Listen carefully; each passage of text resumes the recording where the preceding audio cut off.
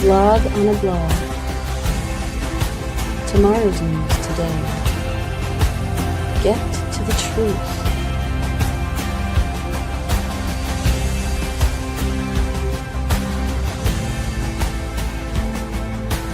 Listen, learn, live.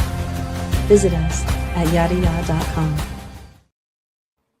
It is pretty slick. Just love the new intro. And this is the first time we've had Captain Kirk on after we've created your avatar. You like yourself in avatarial form? I do. Yeah. And Paint loves it. Paint loves it. So how many times have you had somebody draw you? You're the artist. I rarely to come think of it. Yeah. And yet I think they did a pretty decent job, didn't they? Yes, they did. They did. They really got rid of all this and everything. It was good. Yeah, I know. Oh, we have you have a special place, and I have even, in fact, everybody that's presented there has a very special place with our stylist, and our stylist does a fine job of buffing us up. And we appreciate it. Yeah, we appreciate it. We all do. In fact, you can see this is the now the homepage of the vlog on the vlog from Facebook. And you can see this is Leia's work as well. She's the beautiful lady behind my right shoulder there on that avatar. So we now have an official vlog on the vlog page that is feeding this vlog on the vlog, which we'll go through here this morning. You can see there's 2 followers and 4 following. We are not soliciting followers. If you want to follow, that is just fine. But we're not soliciting people anywhere on any one of our platforms. You want to follow, that is your opportunity. If you are have nefarious intent, then be careful, because we do have the authorization from and responsibility from the big guy to dispatch those who are antagonistic to Sheol. So you may want to be careful on your attack. The reason we have a new vlog on the vlog page, and sometimes things work out just beautifully, is that we had this page called Yadaya. And it was a professional page created for a single reason, which was to populate the blog page on the website and then to do this vlog on the vlog program. And for reasons that no one can explain and that you can't challenge, Meta's AI has came to the crazy idea that you're impersonating somebody that you're not. Now, I can tell you that no one has ever posted on that page. I don't even think they can post on the page. Leia's even tried to post on the page. Rich has. You can't even post on that page as a professional page unless you are me and you're signed in as me. But somehow they came up with the idea that you're an inauthentic you. Now, this might drive them crazy, having an avatar of me as an inauthentic me, but therefore they shut it down. And fine, it took all of 5 minutes to create a new professional page. We already had these images. I just slid the images in, and the only negative is the feed that you get on these things is geared to what you respond to, and so you start off with no feed at all. And so it does. Now you're actually copying from another place where you have an image and a story that you want to respond to, and you're building it up that way. But it's a clean, fresh start. Love having the Yada's vlog on the vlog as a separate page, and I think the graphics are just beautiful. They are. Yeah, so I'm happy to, and it ties in with what we have just done. So we'll begin here now. A couple of news notes. We speaking of vlogs, we have encouraged everyone who is part of the Covenant family to earn Yahweh's trust and participate and make a contribution by doing a program. And we have 4 of our younger Covenant members who have a Y to Z group. We have Mr. I have shaken hands with every Covenant member because I've been across this country 4 or 5 times, Shannon, with our gregarious one who is Matt with cats, not just doing a call your next witness. They have brought the witnesses to Shannon, and they're in Shannon's home. And those two are just, they're just perfect together in terms of the chemistry of them. And they do such a nice job of interviewing Covenant members. So it's a marvelous show. And then you have Mariah and her husband doing the book club. Love Will O'Brien's presentation, which really is a book club type presentation. He's going through right now the 119th Mizmor as it's presented, and in an introduction to God 3, that's the psalm that Dode wrote on the Torah. Marvelous. And he is really a natural at it. And, one of my favorite people in the world, and he's just so credible. Roger Bankston has a show. It's just terrific what we have. And of course, Kevin, you've been the glue that keeps all this together. You're the guy that everybody goes to start their shows, to be able to save them and present them. And we now have the family page. Assume that the family page is going to go live very soon, because as you know, you shared it with me in a chat. And I'm really a private message. A private message. I shared it with you with a private. Yeah. On a you want to try private? Was that a private message? And it was. You know that I don't think I've had a conversation in the last 20 years that I would view as private. My life is about as public and as open to scrutiny as they come. And so the first thing I did is take a look at the page, and I said, "That's great. Let's do that." And there were a couple of thoughts that we'll share for those who check out the family page, which will go live here, I'm sure, very shortly, maybe even today. Is that I had originally thought we would organize everything in the family page by specific blog. So you'd have like Call Your Next Witness, and then you'd have Roger Bankston's, you'd have the Y to Z, and then you'd have the Yada Yada Book Club, and you'd have them all in chronological order. And I saw them just hodgepodge. Hodgepodge, probably not a very good technical or marketing term, but that's how they're currently presented. And you said, you were going to put thumbnails on them, and then you were going to organize them by category, which was the original intent. And I said, let's not do that. First of all, if we did that, we'd have everybody's first show up first. And everybody's first show is their worst show. It was for me. It was for everybody. You have to work at this. I mean, the first show that Will did, he didn't have a headset, and he had a terrible sound experience. So your first show is your worst show. Your second show is your second worst show. Why begin with your worst shows? Absolutely. So we want to go the opposite direction. And second, who are we to say, with everybody contributing, that one show should have every one of its before you see the next show? And so the thought is, first of all, to present them with the faces that are participating in them, as opposed to a branded thumbnail, so much better. Let the faces shine. Love those faces. And second, we're gonna do it so that it is last in, first up. So whoever did the first vlog as a contributing contributor to all of this, theirs is going to be at the bottom, at the very last. But the people that were first in doing this have done the most, which means they'll also have vlogs at the very top of the page as well. And I think we're just going to present them as they are produced.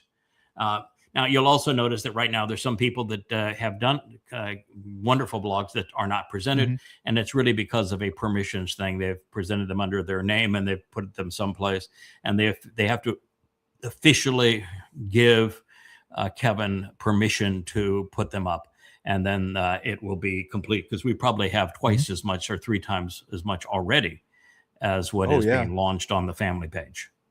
But it's beautiful. Yeah. Love the presentation.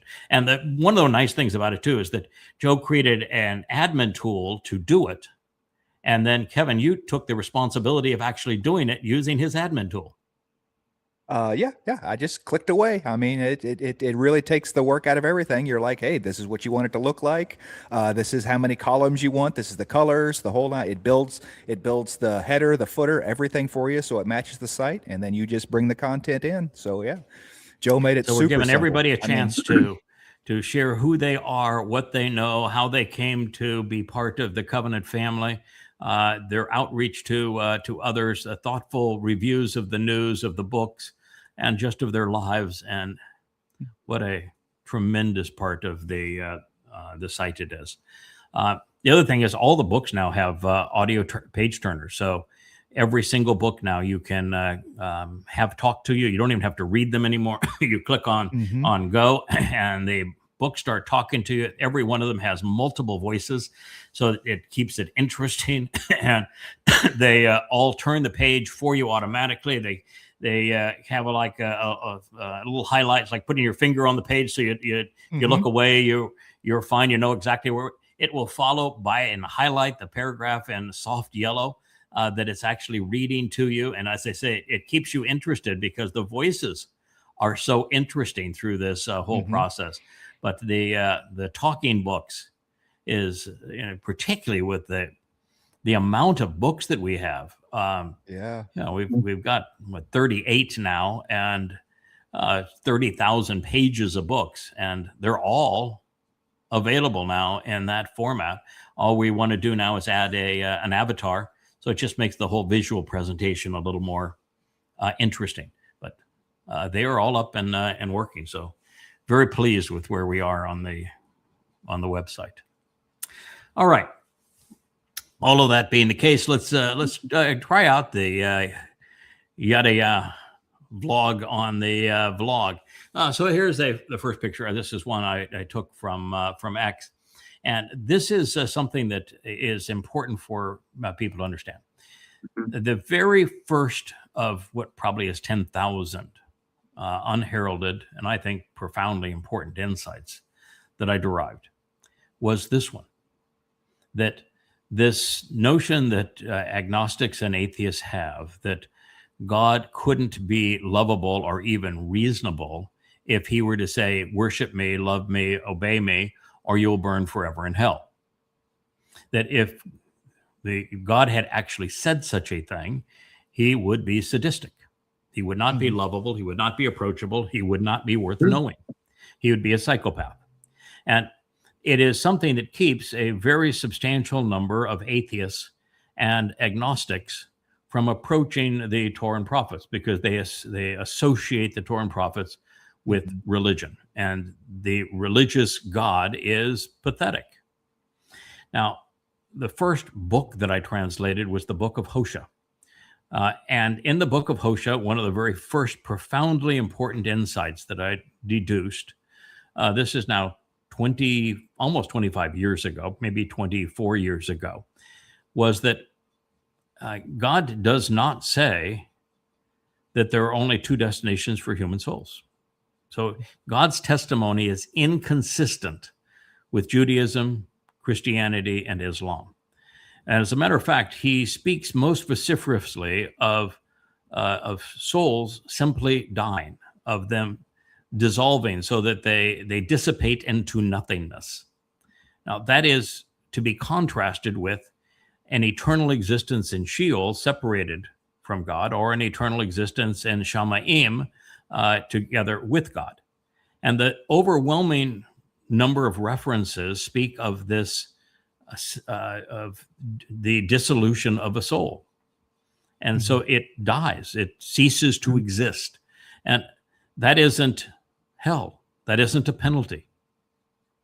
It means that a person was given a mortal existence. They had every opportunity to make whatever choices they wished to make. They did not know God. God did not know them. There's no reward. There is no punishment of any kind. The soul simply ceases to exist and fades into oblivion. Marvelous realization, and it changes everything. And no one had ever perceived it before. And there it was, not only in the book of Hosea, made abundantly clear, but we've now seen it everywhere. Throughout God's Torah and prophets, the vast majority of human souls simply die. They no longer exist, and they had all their opportunity, but no reward, no punishment. To end up in hell, which is actually Sheol, you have to do something that indicates that you're not deceived, you are a deceiver. So you have to get on the front side of that, not the back side of it. And in so doing, you have to harm God's people in such a way that it is a requirement for him to impose some form of recompense. In other words, if you were an Inquisition guard and torturing Jews, if God did not hold those people accountable, then he could not be just. You've got a mother goddess cult that is out of control today. And the things that they're posting and everything they post, I cite what God actually said and prove that they're false, and they simply go on to the next lie. God could not be fair or just if he did not hold them accountable and send them to Sheol for what they have done, because of their discrediting his lone voice at this time. And so God has to do that. And if he didn't, he wouldn't be fair or just. However, there are no fires. There's no burning. It's presented as the equivalent of, it's not exactly a black hole, but it's presented as a lightless place where time exists eternally, but no other dimension. And so it's a place of separation and of eternal incarceration. So those who go there, their soul could not have died, because it's their soul that stays there forever. But again, no fires, no torture, and no God. God isn't there doing anything to anybody. Now, that's not true with Islam. It's not true with Christianity. You know, the Christian and the Islamic God love to torture people, particularly the Islamic God. Every time he's depicted in the Quran, he's torturing people, and he's torturing physical bodies. And all three religions believe in physical bodies, so you could have a hell with bodies. But that's a religious presentation that has nothing to do with the actual testimony in the Torah and prophets of Yahweh, who happens to be God. So the atheist, rather than opposing God because of this concept, ought to embrace him, because his solution is brilliant, it's rational, it is exactly as it should be. And so they're making an argument against religion and dragging God into it, and therefore they're putting themselves in harm's way because they're slandering God.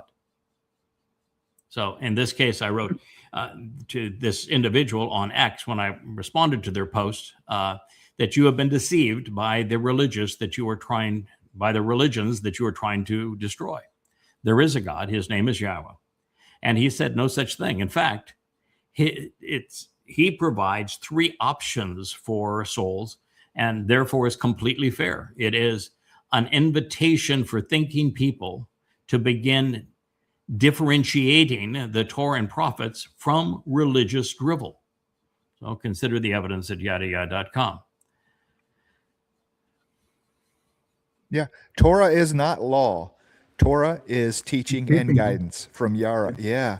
So to say that to lump them in with religion that wants to lead people astray, that's its entire intent. You know, the Torah being law is a Jewish thing in terms of Judaism imposing laws, but they derive their laws in the Talmud. The Torah is teaching and guidance. Christianity only uses Torah as law so that they can assail it because they want to pretend that you're saved through grace. That really has nothing to do with this particular concept, which is that God says, worship me or you'll burn forever. No fires in hell. God never once asked to be worshiped. Never once. In fact, the whole concept of worshiping, having a superior being creating an inferior being for the purpose of worship, then you would be as disturbed and mentally ill as is Donald Trump. God does not want to be worshipped. That is, in fact, it's the opposite. He wants to elevate people so that our souls are closer and more on par with him, so we can relate to each other more comfortably. So worshiping God is something he not only doesn't want, but to even express that, which they do, of course, in Christianity, Judaism, and Islam, is to degrade God. It is to say God is insecure and needy and likely psychotic in some way. So the religious gods are sick. They are really reprehensible. The actual God does not want to be worshipped. There are no fires in hell. You do not go to Sheol for failing to worship God, or failing to listen to God, or failing to obey God. He doesn't even have a word for obey. You only go to Sheol for misrepresenting God.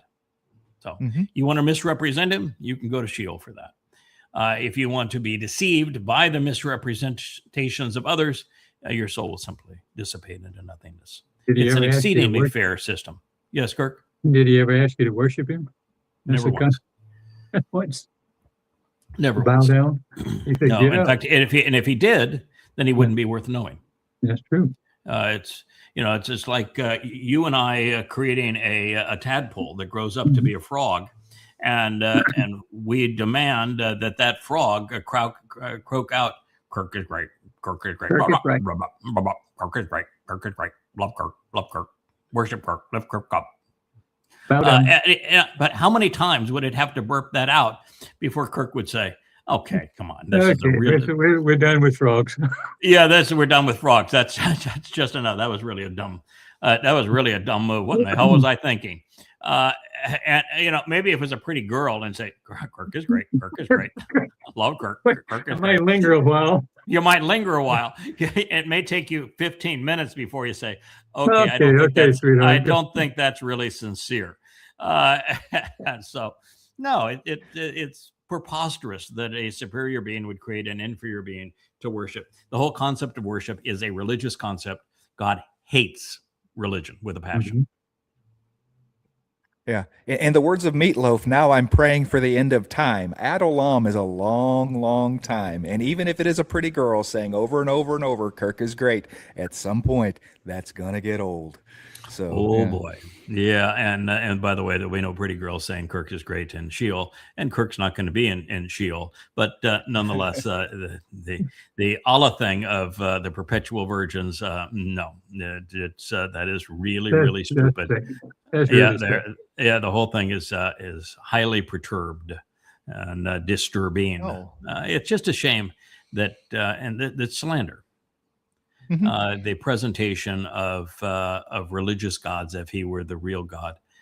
It's one of the most despicable things that are done by the religious and the anti-religious, because they will attack the religious gods as if he were the God, and that's just wholly inappropriate. And that's one of the things that I think causes God to be so frustrated with humans. Yeah, I'm here. Newsflash: God does not like humanity. He does not. It's not that he doesn't love humanity. He does not like humanity. In fact, you can go one step further. Most humans, God hates. That's a revelation. Yes. Now, just because he hates you, he is not going to send your sorry soul to Sheol. But 7 years from now, when he cleans house, if you are among those who are still religious and political, after everything we've done to try to wake you up and share otherwise, then it's going to be the end of you. You'll be either incinerated or turned to goo, and it'll just be the end. Your soul's not going to go anywhere. Just dissipate to nothingness. You would have squandered your opportunity. All right. So I just shot you in your car. Here's why. You weren't allowed to hit me with it. Of course, this is the one that is the lie about food. And they want to make the same lie now about what happened in Maine. And it wasn't true in Wisconsin. No, I guess Wisconsin was Minnesota with Good, and it was not true in Maine either with Johan would be the name. They're just lying. I've watched, and you guys have watched every manner of video on the Good shooting. We went over on Facebook and X, and we looked at all of them, and even had the professional forensic review of all of them. And there was no justification for killing her. It was absolute murder. And the same thing is true here. That car is going around. It does 4 loops in the intersection at idle speed, because he's already dead and dropped over in the seat, and the steering wheel is full cocked, and he's just going in circles. They killed him. There is no excuse for any of this. MAGA, like Trump, have an aversion to the truth because it doesn't suit their deceptions. ICE this are monsters. fits right in with. I'm sorry. Go ahead, Kurt. Go ahead. I was just saying, how is this any different than the brown shirts? I mean, or are those thugs down in Alabama? When I'm from there, I know these people, and they just brutalize everyone. Either do what I say, or you wind up being dead somewhere. Yeah, but now they do it in public. They are obnoxious. They are obnoxious. They don't identify themselves. They're in unmarked cars. They're belligerent, and they are depriving huge numbers of people of liberty without probable cause. They literally, this is worse than the brown shirts. The brown shirts marched in the streets and they went into beer halls and they shouted their slogans, but the brown shirts didn't do nearly as much of this kind of terror. And something that I should keep in mind, because Hitler and Trump are very, very similar personalities and character. It was the brown shirts that were actually funded by George Herbert Walker and Prescott Bush, the Bush family's predecessors. And they were funded as essentially a private army for Adolf Hitler, which is how he intimidated the community and protected his movement. Once he became chancellor, once he had used them to achieve his goal, he turned on them immediately. And the reason he turned on them is that the regular military felt threatened by the brown shirts. And they went to Hitler and said, it's us or them. You choose.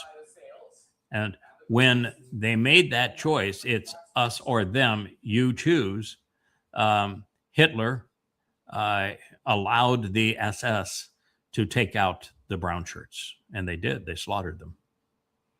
And most of them were killed as opposed to being able to be to transfer into the regular German army. Hitler, when Trump met with the generals a little over a year ago and made them swear allegiance to him and told them that they would be deployed in America's cities and fight his enemies in America's cities. This was the rallying call for what's going to happen. He's using ICE now as his personal terrorist army, and he will turn on them and replace them by the actual military before 2028 and the elections of 2028. So count on it. That's what's going to happen, and that's who they are, and it's going to be history repeating itself. And by the way, ICE, you are not just going to be out of a job then. You'll be out of life. But you'll be out of life. The country will turn on you. It will treat you as you deserve to be treated. And even if there is no national justice, there will be vigilante justice against you. You're in serious trouble.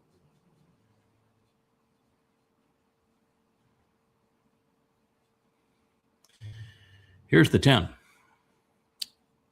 And I don't think this is not even all of them. There are more than this, but 50 died in custody. Yeah. 50 have died in custody and 10 have been shot to death. And there's just countless people have been dragged out of their cars.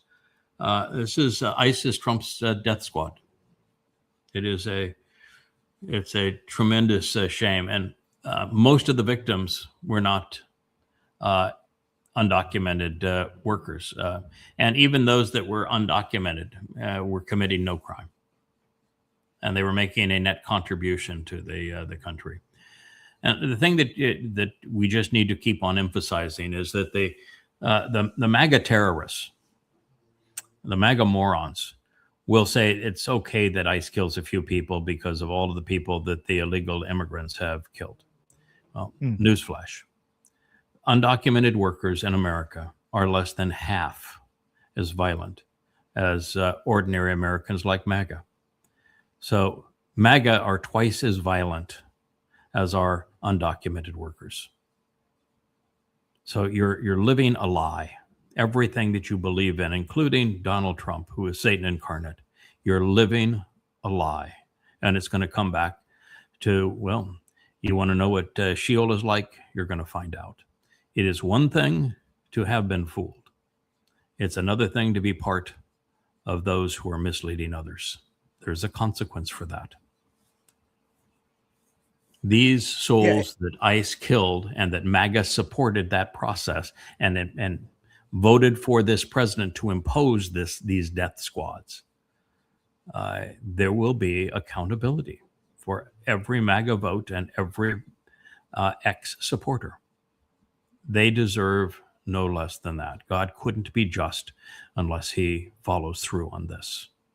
I don't understand why there's not a groundswell here in California. If the aliens, the so-called aliens, I call them just the Mexicans who come over and work, if they don't come over here, Seaside has no crops. Yeah, that's true. We got nothing. We got nothing. No. There's no one to harvest the crops in the field. Right. No one to clean the sheets in the hotels and motels. No one to serve the food or do the dishes in the restaurant.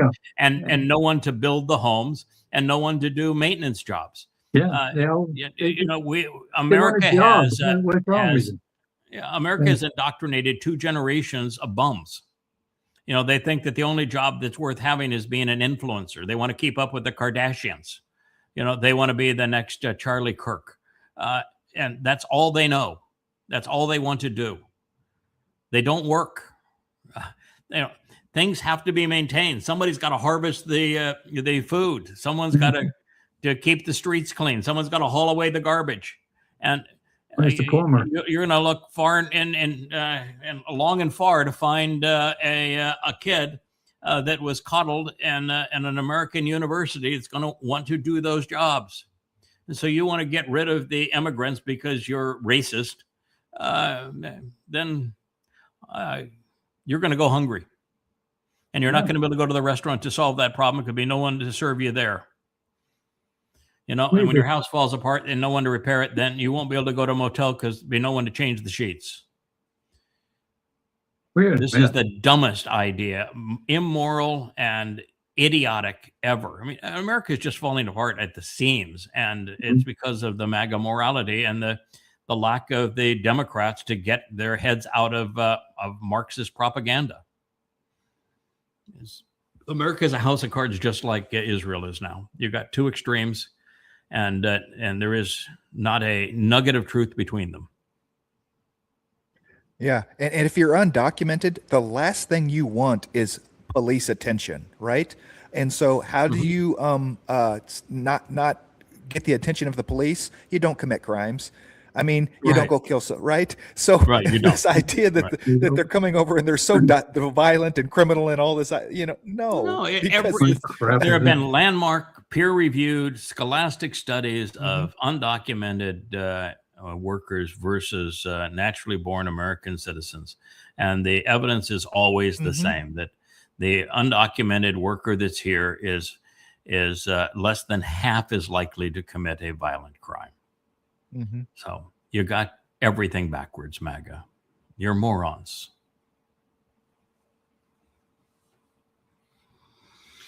Oh my, Israel, talk about a disaster. Israel under this current government is an absolute disaster. And this current government is only held up because of the long beards and the skull cap boys there.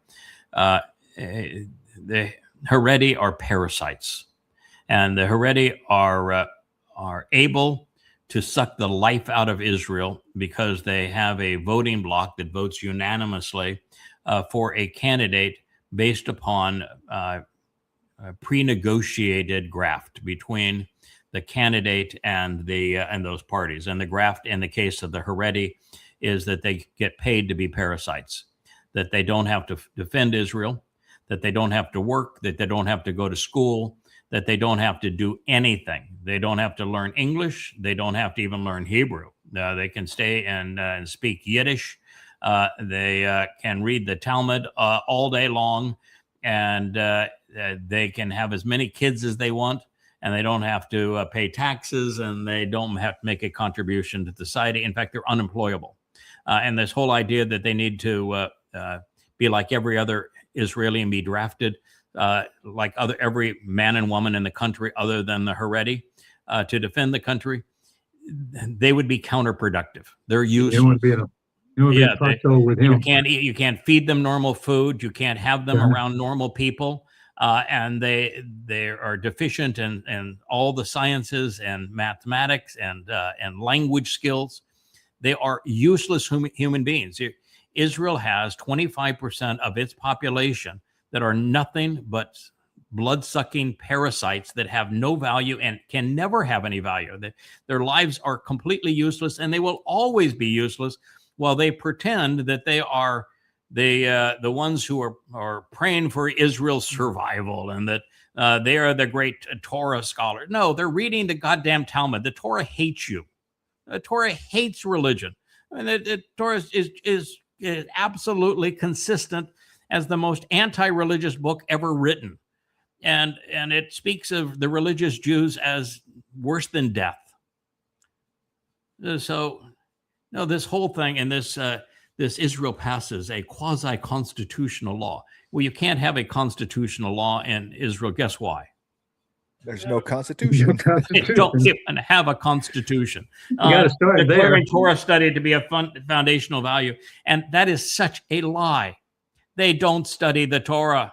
If they studied the Torah, they wouldn't be religious because the Torah is anti-religious. So I know for certain they don't study the Torah. If they study the Torah, they'd be proclaiming Yahweh's name, and yet they never mention Yahweh's name. They hate Yahweh's name. So you know they're not Torah observant. They're rabbi observant, and they're spending all their time in the goddamn Talmud. There is no value to them at all. I mean, my suggestion is to move them all into Gaza, increase the population of Gaza. Move them all into Gaza. Is it really 25%? 20 to 25%, yeah. Wow, I didn't realize. Just pure of Haredi, it's probably 18 to 20%. That's the big number. And growing rapidly, and of ultra Orthodox and religious Zionists and that sort of thing that side with them on everything. It takes it between 20 and 25%. Yeah. And it's the same percentage of Marxists amongst the Tel Avivers that are not as parasitic, but they are equally give everything away, don't yeah, well, yes, equally irrational. Yeah. It's why it's just like the Democrats here. 66% of them are Marxists, out of touch with reality. Once you become a Marxist, you can't make a contribution to the society because you have no industrial value to the society. So you're in fact you're counterproductive. So you've got the Democrat Party here that is counterproductive to progress and economic success, and you've got the MAGAs that are promoting the devil himself. It's the same situation we see in Israel. The difference in America is that Democrats represent about 40% of Americans, and 2/3 of them are Marxists. So it's a higher percentage of mental delinquents in America than in Israel. And while you don't have the parasitic Haredi there, MAGA is a religion. It's a cult of personality. And you got 38%, 39% that are MAGA. And so you've got about twice the divide in America that you have in Israel. So it's dysfunctional in Israel, with 28% on the extremes amongst the Marxists and the Haredi. In America, it's closer to 40% on either side, leaving only 20% of the country functional.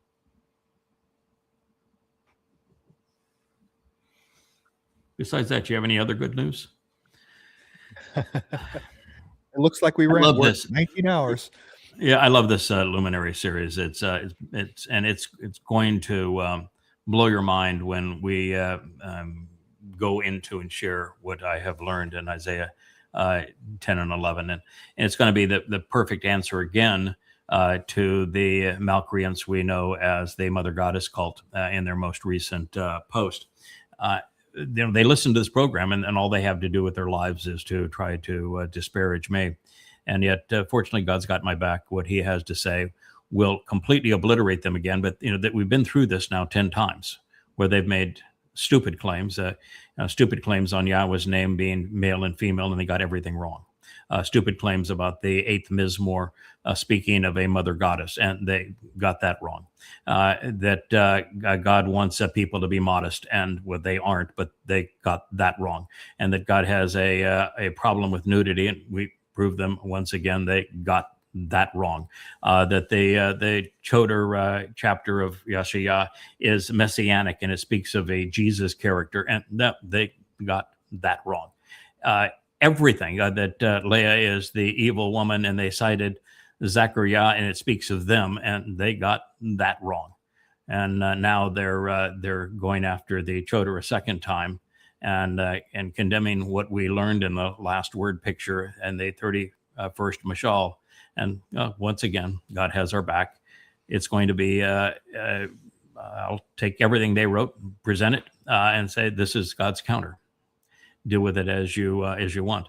But I would tell you that just so that everybody knows, that if there is somebody in particular that is pretending to be covenant so that they are the go-between and working against what we're doing, that I don't have to pay any attention. I won't even try to stop you.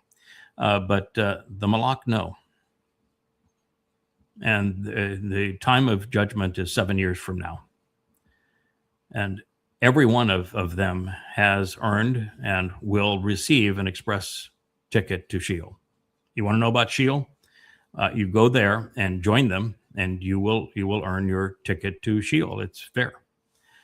So be careful what you do. You can do whatever you want. I don't really give a crap, but be careful, because when you are a misleader, as opposed to being misled, it changes the entire equation. And that group chose to follow a psychopath, and they're not smart enough to get out of the way, and are actually empowering the psychopath. It's like MAGAs with Trump, and they're wrong about everything.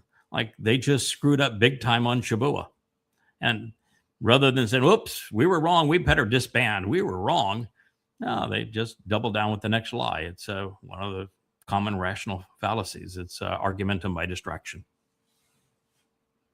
And also this whole thing is, don't look at our faults. Go. He's bad. Go look at him as his faults. Don't look at us. Yeah. Well, God has a lot to say about that. But anyway, I would encourage people to listen to the Luminary series. I think it's profound in its implications. God's first prophecy on the luminaries.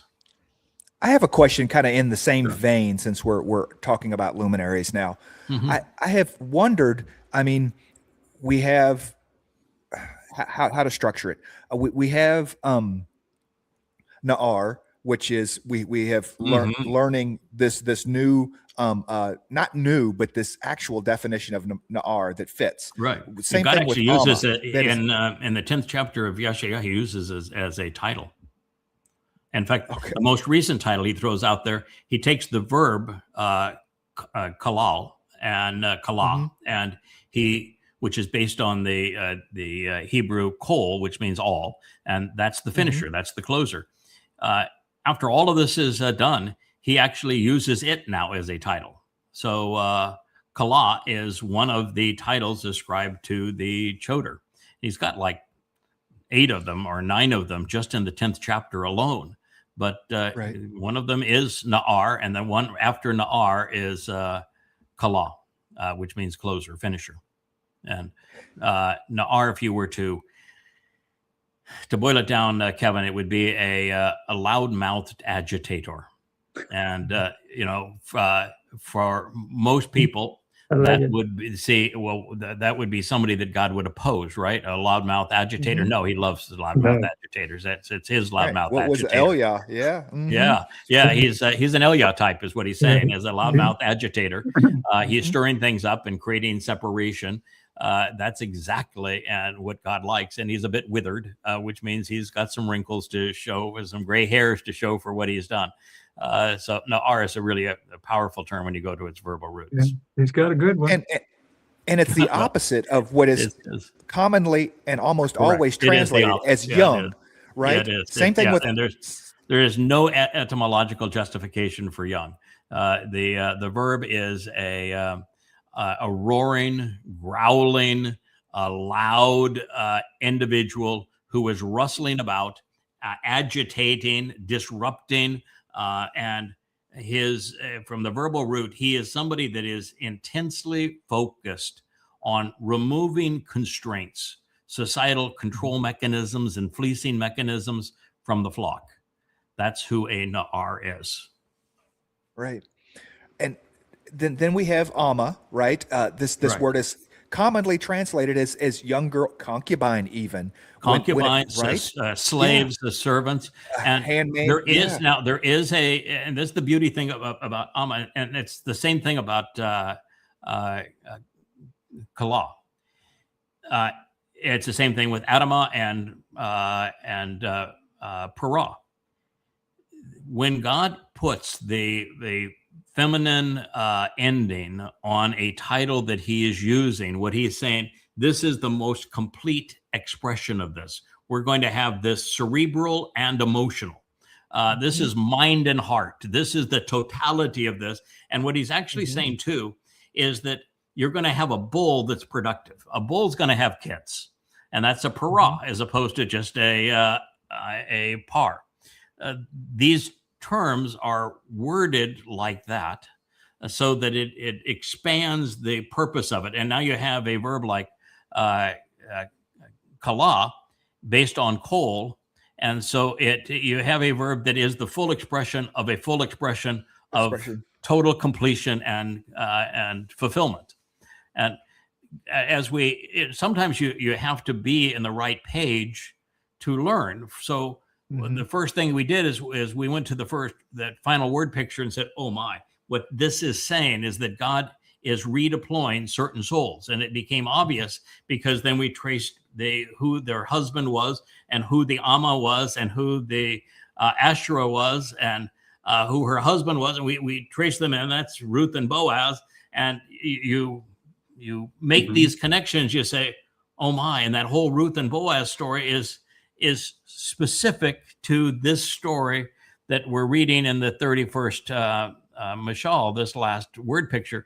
And so if you're thinking about it, your mind is open, you have this foundation, you see all these marvelous connections between these things. So we've then gone through the whole process right from the beginning to say, these are the individuals who have been deployed by God multiple times, and who they are and why they were deployed in this particular deal. Now, with the Amma, it is not only the fullest expression of mother, because Amma is based upon M. M is mother. It's mother with the ending. So it's really kind of an interesting word that you would take a word that is mother, which is obviously feminine. There are no mother dads, right? So you're taking a word that is obviously feminine, and you're giving this feminine word that didn't have the ending in its natural form. So M is not rented as Emma in its natural position, and yet it is perceived to be feminine without a feminine ending. And you give it the feminine ending. So it means the full expression of motherdom. But in the context it's used, it's also a servant. So it's a woman who serves as a mother, who has a servant's heart, who is very willing to get down and do the work of being a productive mother. So it's so rich with so many meanings in the case of Amma, just like Na'ar. And my question is that at what point did this understanding of Torah get so messed up, and why? Because I mean, the lexicons even have these supporting evidence in them. The language, the words mean these things. Yeah, it's there. I don't make anything up. If I can't use the actionable root of the word and words that are spelled very similarly surrounding a word to express the definition that I'm providing, I will not provide it. So I only provide definitions that are consistent with the roots as described of the diacritical markings, as they would be in the original Hebrew, and the actionable root of these words, 100% of what I come up with. So when I defined Na'ar, it was based upon looking at the verbal root as opposed to looking and say, why is that young men? When you look at the verbal root and everything associated with it, even the other nouns that are associated with the verbal root, they speak of withered and crotchety and old and aggravating and put offish. No, these are not. This is not a young man. And yet we get young men carrying sticks, right? Carrying lumber. Right. And it's absolutely absurd. At what point does that happen? Because we have to presume that Moshe understood the story. Joshua ben Nun understood the story. Did it start to fall apart around the judges, or was it literally happened in Babylon? We have an interesting fellow in our midst, and he's kind of like my wife. He's a bit of an acquired taste. That's Perry. And so you engage with Perry from time to time. Perry is a very logical, rational thinker. And he is currently obsessed with the destruction of the Hebrew lexicon. And his concern is that there are 5 vowel sounds that humans can make.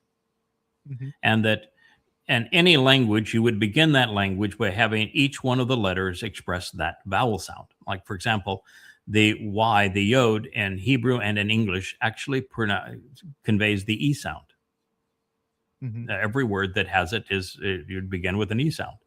And so he's frustrated that it has been corrupted so that the Aleph is ascribed A, E, and I sounds. And the Ain is ascribed A, E, and I sounds. So somebody screwed it up. And the most likely villain would be early rabbis that screwed it up and created these pronunciations, and you can see their villainous work by today. They misrepresent the spelling of almost every important word in Hebrew. So they're constantly screwing with the alphabet and creating V's where they don't belong, for example. Creating Z's where they don't belong. And so rather than the TS, they'll replace it with a Z. Rather than the wah, they replace it with either a B or a V. And so they're constantly screwing with the language and taking the language away from the letters that were used to write it that all convey meaning because of the way they were drawn.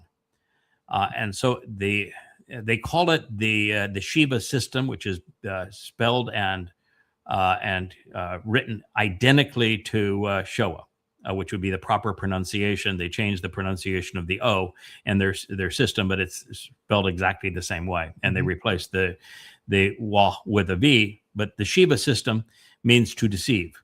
It means deliberately to mislead, to misrepresent.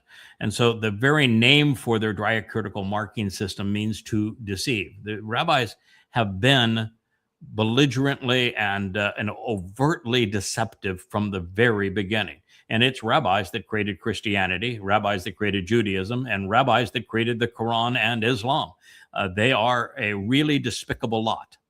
And they're the ones that did the injury to this language.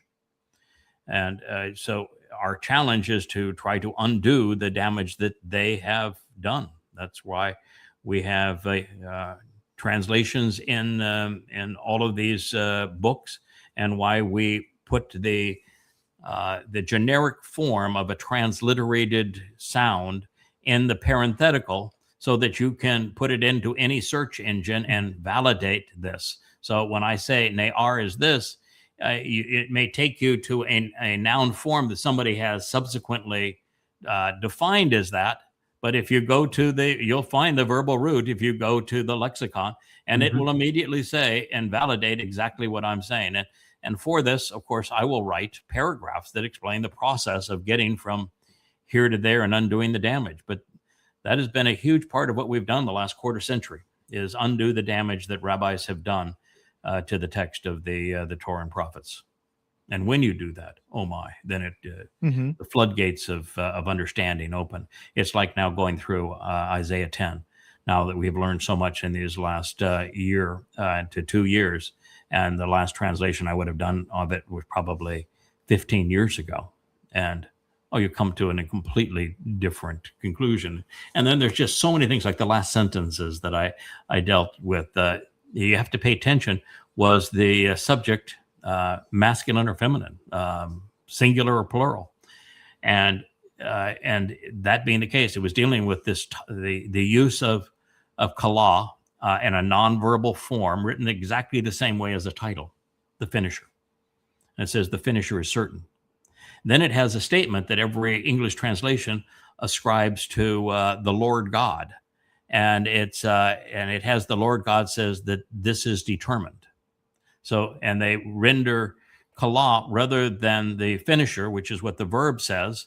They render kala as destruction, and so they have the Lord God say it is determined that destruction is determined. But the verb for determined and decreed is scribed in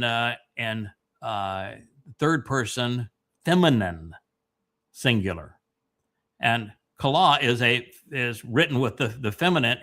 So that is the subject of it, and so it's not Yahweh saying that, and so the discipline that is required to do it right is extraordinary. That's why it takes so much time to develop these new books and the translations and the commentary. Is you can't be sloppy about it. It's a disciplined and structured endeavor, and you've got to pay really close attention to the details, or you'll be misled like everybody else. And the only way you're going to undo the damage is to be this methodical and to say, I can't render it that way because I cannot replicate the rendering of most English Bibles because the text won't justify it. Right. And then you have little things like after the key, which means it is certain that what is being said with regard to this title now of the finisher, and then it's followed by the conjunction wa and then it has another verb. So it cannot be this and then that. The other verb the conjunction prior to the verb means we've started a new sentence. And so you have to render it that way. You got to pay attention to there were no periods in Hebrew. Punctuation was through the conjunctions. Right. So it's just a disciplined process, and now I'm trying to be a teacher here. So as I go through it, I'm not going to just give you the conclusion. I'm going to say this is why it's rendered this way. But you've always done that. That's the job. Go ahead. And you've always done that. So even somebody who has no affinity for Hebrew, as I, well, I could look it all up and I could say, oh, that's how you got it. And every time we did a show, I would sit up the night before and sometimes hours because I'm slow. Yeah. And I'd look it up with both written text and the things that I have on the computer. And I would go, okay, well, that is true. And you really put yourself, the more you look, you put yourself in a hole down to there's nowhere else you can go. That's the answer. Yeah. And that's one of the things that's just so satisfying that I know, okay, I can trust this and I can repeat this because anybody who wants to do the research, there it is. Yeah, there's several conclusions you can draw from that. First of all, no one has ever done that before. Created a translation style that allows the reader to validate or invalidate everything they say. No one has ever been bold enough to do that. And yet I invented that particular style and encouraged people to do it. And I have corrected the lies of the rabbinic diacritical markings and their errors in the Masoretic text to create, almost 40. Well, I've written actually 40 books. I think there's 35 currently presented, or 34, and 3 that I'm currently writing on simultaneously and about ready to do written in stone again. And of course, we have whole volumes that we've written so many times we just discarded the original one. So there's 40 plus all total. But of those books, there is nothing else like it. There's no one else that has completely destroyed the credibility of Christianity with 5 volumes, destroyed the validity of Judaism, destroyed the validity of Islam with 5 volumes, and then has written 30 plus volumes devoted to revealing what the oldest textual witnesses say about the Torah and prophets, and giving you the ability to validate them, and have no one ever been able to prove that what they said was incorrect, and come up with tens of thousands of profound, unheralded insights that have stood the test of time. And that's who they want to go against. You're going to chuck it all in for a known psychopath and a thief and a con artist, and you're going to go with that, and you're going to go and disparage what he is learning from Yahweh. And by the way, if he weren't the real deal, then you would have thousands and thousands of unfulfilled and unfulfillable prophecies from Yahweh. Not only unfulfilled, but unfulfillable. Thousands of them. So now what? What's your plan, Sam? Yeah, and to Kirk's point, it's a little inside baseball here, but you'll come on and we'll talk before the show briefly about, hey, what you're translating or what you're working on, and say, hey, yes. Did you know that what I'm translating now is it's me and Noach and Dode and Shem are the ones that go to Abraham, and and you're talking, and I'm like, okay, that's powerful great. insight, yes. Making a story that had no purpose whatsoever, just a throwaway story that no one had ever figured out. And now you're taking that story and making it the pivotal moment in human history. Yeah. Right. And I'm like, that's great. That's great. When do I get to read it? When do I get to see the text where you write, you write it and explain it all out? Because that is the meat of it for me, absolutely. Of course. And if I wasn't trying to update and write 3 books simultaneously, and if it hadn't been for the dadgun kidney stone and Yahweh pestering me to say, figure out what it means, I'm going to give you a clue, I'll put you in the right direction. This pain is associated with Pesach and with Dode. Now you go figure out what it means. And I said, this is the 3rd night now that I haven't been able to sleep. I'm laying here, I'm open to you, I'm listening. Why don't you just tell me what it means? That was a painful lesson. I'm not complaining about. Try it another way. Yeah, no, I'm not actually. I wasn't complaining about the pain at all, but the lack of sleep, because this is a tough job. I do this 12, 13 hours a day, so and I'm no spring chicken. So not sleeping at night does make it harder, and my body was really worn down from the passing the kidney stone. So I kept on saying, "Okay, God. You could make this easier for me, And he said, no, we're not going to do that. Why would we change? Why would we change now? And what would the fun of that be? Figure it out. And sure enough, there it was.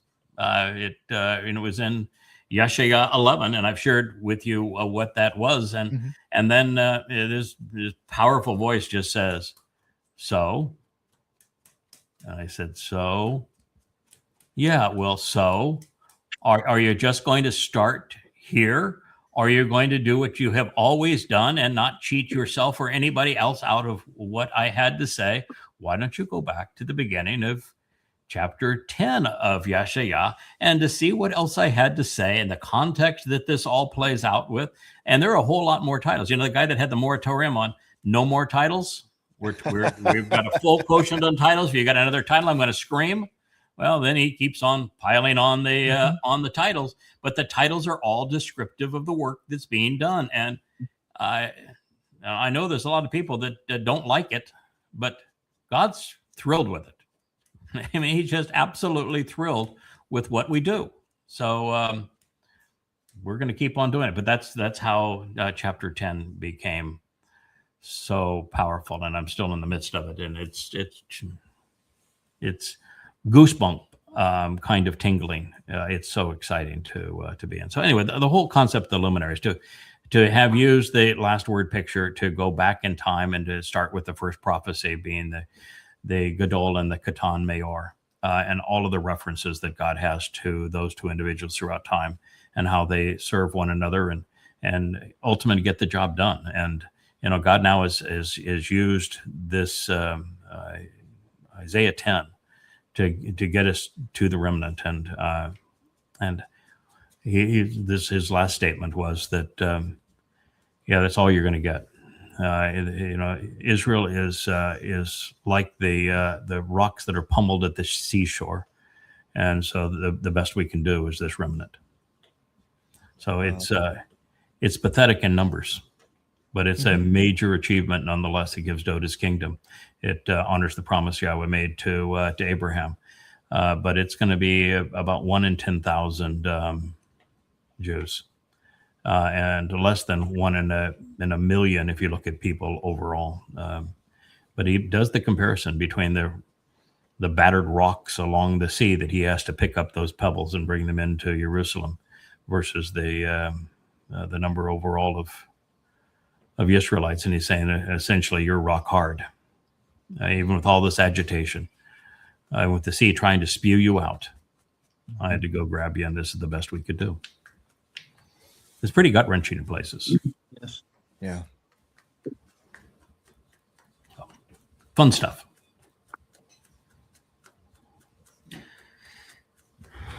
I think we should be able to play this. This is one where I think it's Facebook saying they want to limit distribution because they think that the song somehow was copyrighted. But I think this is the library. We can play because a lot of it repeats. We could play the first 10, 20 seconds of it. I think this is the library one. Let me see if I'm right. Music.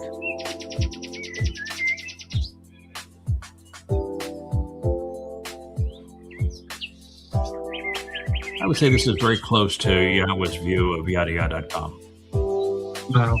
Yeah, this is I don't know who did the graphics for it, probably Leah. But it's just a beautiful presentation of what God envisions of yada.com. It's just beautiful library, place to come and learn. And this library is going to be open during all 1,000 years that we celebrate Sukkah in the return to the garden, which is why you can see the plants in the garden outside of it. Lovely place. All right, thank you. We'll go on from there. Okay, this post here was about the dollar being the principal tool of international trade and the power of the dollar and that sort of thing. The petrodollar is something people really ought to know about, because it's going to play such an important role in the future, and I'd rather have you informed than not. The petrodollar came about because Richard Nixon had a really big problem with the deficit. He came after Johnson's Great Society program, where Johnson said that the welfare and Medicare will never be more than 1% of the taxation base, or 1% of the government spending. And of course, now they're both upwards of 1/3 of total government spending each. And so he was in a real problem. There was no funding for them, and we were on the gold standard. And so there was no way to devalue the currency to pay for them with devalued currency. So he took us off the gold standard, and then he went over to the Arab fiefdoms, and he made a deal. He said, your family estates with flags. Let's just be clear about this. We will ensure that your family estate with a flag continues to get filthy rich. But the return for us is that you agree to sell all oil and gas denominated in dollars. And if the world has to have dollars to buy gas and oil to keep their economies afloat, then they have to continue to buy dollars, even if we price the dollar at artificially low rates of return, and even if we're constantly creating artificial dollars and devaluing the currency, which is the worst thing for somebody holding a bond. If you have 100 of something and you all of a sudden replace it with 100 more of it, what you owned is worth half of what it was previously worth, which is why in America now, if you go back to the 1950s and compare the current currency, it's worth 1% of what it was in the 1950s. So the government came up with a means of paying for things that did not have the money to provide by devaluing the currency, but creating the illusion of solvency through the petrodollar. And this was something that was worked out by Nixon. And subsequently, we have accumulated $40 trillion worth of debt. And at this point, even if we were to take the interest rates up to 5%, 6%, 7%, no one will buy the debt. You could take the interest rates up to 10% and no one would buy the debt. But at 10%, you'd be adding $4 trillion of debt every year, in addition to the $2 trillion that the government spends beyond what it takes in, particularly now under Trump with the huge increases in the military. He's doubled military spending. So we have a completely dysfunctional system. And we have now that Trump has destroyed the petrodollar and has betrayed all of the states with flags. There is no one to support the petrodollar. China used to be a major buyer, but now China is nothing but a seller. Japan used to be a major buyer of bonds. They are now just a seller. Europe used to be a major buyer of bonds. Now they're just a seller. Russia used to have bonds. Now they have none. Totally. And so everyone is shorting U.S. treasuries. No one is buying U.S. treasuries. So the only way to keep the illusion that the United States is still solvent is quantitative easing, where they make where the money comes out of nothing. So they create pretend money to buy the debt, but all that does is it inflates the currency, which makes it worth less, so that your saving is what is paying for all of these services, because your savings is being destroyed. And the value of the currency that you've worked to put into savings is being destroyed. That's where we are, and there is no solution for it. And Trump has completely obliterated the value of the petrodollar. So you just need to know that the consequence of that is economic collapse, and they will do it initially by continuing to aggressively increase the money supply. They will have no one to buy the bonds. Then they will say that the gold that they pretend to have is worth a lot more than it's on the books, and they'll use that gold to artificially write down the debt and create smoke and mirrors. Then they'll do the Great Reset, where they will replace the currency with another currency that they completely control. And all of these will be control mechanisms that are going to be imposed on Americans, and it's just to postpone total and complete anarchy and economic collapse. But America, there's nothing left of it anymore. So you're not going to make America great anymore. You've made America bankrupt, and there is a debt collector, and that's called anarchy. Yeah, I thought that it would be a not anarchy, but there would be so much unrest that people would want the Great Reset, would want to go for a new currency, because their debt would be wiped away in that, you know? Oh, no, it's if you're confused that this is something that the people are going to revolt against, just go back to the days of COVID. COVID was a farce. Was there a virus? Sure. A virus was concocted in a lab in China, and an accident happened. It was spread around the world, and the COVID was used to deprive people of their liberties and their livelihoods. And it was extremely effective. People were absolutely willing to give up their liberty and livelihoods and yelled at anybody that wasn't. And the same thing's going to happen. The government's going to, people believe Trump. I mean, it's astonishing that somebody could be that stupid, but they do, and they will. He will say that you have to give up your dollars just for the good of the country. We're going to give you this currency that's so much better, and I'm backing it, and so they will do it, because one of the incentives will be that all debts will be forgiven. Because he doesn't care that you owe anything to anybody. The money's not worth anything anyway. So what does it matter? He'll just say, the benefit is you no longer have a car loan. You no longer have a home mortgage. You no longer have payments to your on your credit card. We'll wipe out all debt. You accept the new currency. 95% of the people will go right along. So it's not going to be forced on people. It's just that the reset is nothing but smoke and mirrors, or it is a control mechanism wrapped in smoke and mirrors. It will give the government absolute control. They can shut off your car. They'll shut off your electricity for your home. They will end your internet connectivity. They will rob your bank account even of the new currency. They will preclude you from being able to buy and sell anything. It's just a control mechanism that they're imposing. Right. And they are that dastardly, in case you were wondering. Oh no, I had no illusions that they were. No. They are No, that I- dastardly. Yeah. Yeah. Wow. This is just funny. I don't know if this will play because it's actually from X. We may have to. I think I probably have it on X. We can actually go to X and play it. But it's just stupid. So it's probably one we won't risk on this point. Let's go to the next one. What this has is the clown in chief, and they have Trump as a clown, and so. Well, I'll go ahead and try to play it. Let's just see what happens. Yeah, so it takes you to X.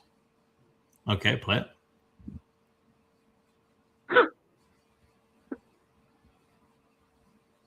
I don't know why we don't have sound on it. Back Trump. Jewish people. Too. Actually, I think God is very proud Got of the sound job now. I've done. And that includes for religion. We're protecting a lot of people that are being killed. Christians, Jewish people. We're lots of protecting people who are being protected killed. By me, that wouldn't How be could you protect protected somebody by that's another being type killed? of president. You can prevent Too. people Actually, from I being think killed, God but you is can't very protect proud of the job. people who are being killed. Right. And God hates A and little God late. hates religion. And God hates religion. And he What an happens to orator. be Satan, and this clown happens to be Satan incarnate. But I mean, just think of the stupidity of his statement there. I think God is very proud of me. Yeah, I love God. Just loves a pedophile and a rapist and a consummate liar and a mass murderer. Yeah, you're perfect. And an egomaniacal psychopath. That's the kind of guy that God's all in with it. He obviously was the religious God was in. Muhammad was that. Yeah. And so was Paul. So yeah, religious gods really are into that kind of thing. Mm-hmm. Indeed, they are. That's. Indeed, I wonder if McDonald's is going to sue. I don't know that he can dress up in that exact clown suit. Yeah. So let's. Now the risk of going here, I don't know if we're going to stay on. If we take into, this is my Facebook page. So this is an interesting scene. This was in Aurora, Chicago, with ICE doing their thing. Go ahead and play it. Oh, we lost our we lost our share tab, What so did I we don't know lose? we'll be able to hear it. I don't think you'll be able to hear it. Okay. Yeah, he's screaming. He's unmarked car, screaming, telling her has to get out. There's somebody that you can see all the smoke on the other side. Someone shot a gun on the other side. So there's a muzzle blast that you saw from the gun. She's saying, "What in the world you doing? I've got kids in the car. You're shooting guns. Are you out of your mind?" And they're just belligerent assholes. Can you hear it now? This is America's terrorist goons. Yeah.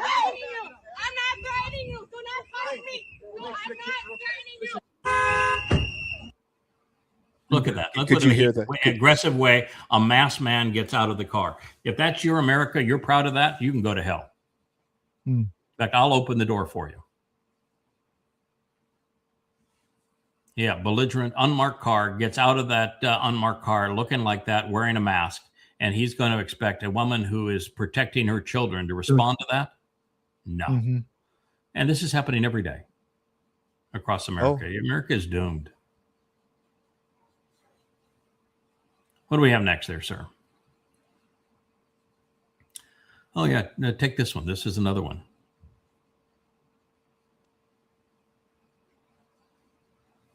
Okay. 1, 2, 3, 1, 2, 3, 5, 4, 5 ice 5. thugs against this one person.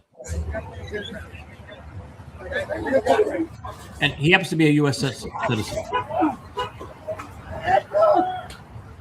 and five agents slam against a wall and then against the concrete. That's fucked up. And people are yelling. This is effed up. He works here. He comes here every day. He is a U.S. citizen. He's told you to check his ID. He is a U.S. citizen, and these thugs just keep on doing it. They're out of control. They're out of their mind. There is no fixing ICE. There is no fixing MAGA. There's no fixing Trump. This is we now live in the Fourth Reich, and this is Der Fuhrer's version of hell. And he wasn't resisting at all. Why did he any do of that? it. He just slapped him on the arm. He's in handcuffs, and he hit him on the side. What in Just scooping people. This guy, he's saying, what in the hell with these stupid people? Fucking streets. What kind of illegal shit is this?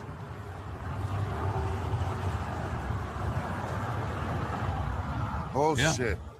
They go to planes, Bullshit. trucks, cars. You go another one right there. Think of all these cars that have been given to these a-holes and how they have been, Yo, these motherfuckers wilding out here, bro. how they're being used, and Scooping the people up guns off and streets the without even letting them identify themselves and shit. didn't even allow him to identify himself. Fucking Just yanked him off the street, stole his freedom, My man in Iraq worked beat him out up. there all day, every day, U.S. citizen.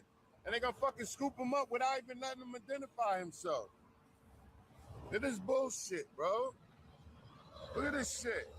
It is bullshit. Watch out for your people out here. Yo, Poppy, that's fucked up what they did, bro. They just scooped them up and they do nothing. That was the proper use of the F-bomb. Yes, it was. That was an approved use of the F-bomb. This is Trump's America. And if you're a MAGA Twistin and you support this, I'll hold hell's door open for you. I will try to get you an adjoining suite with your Lord and Master. Yeah, the counter to this, I'm just surprised hasn't happened yet, because it's right there. They already have protesters that are following ICE agents around essentially, and supposed to be, interfering with them or And they're getting beaten up. And they're getting. I heard it was the previous head of ICE, that guy that liked to wear the Gestapo shirt, Bovino. jacket.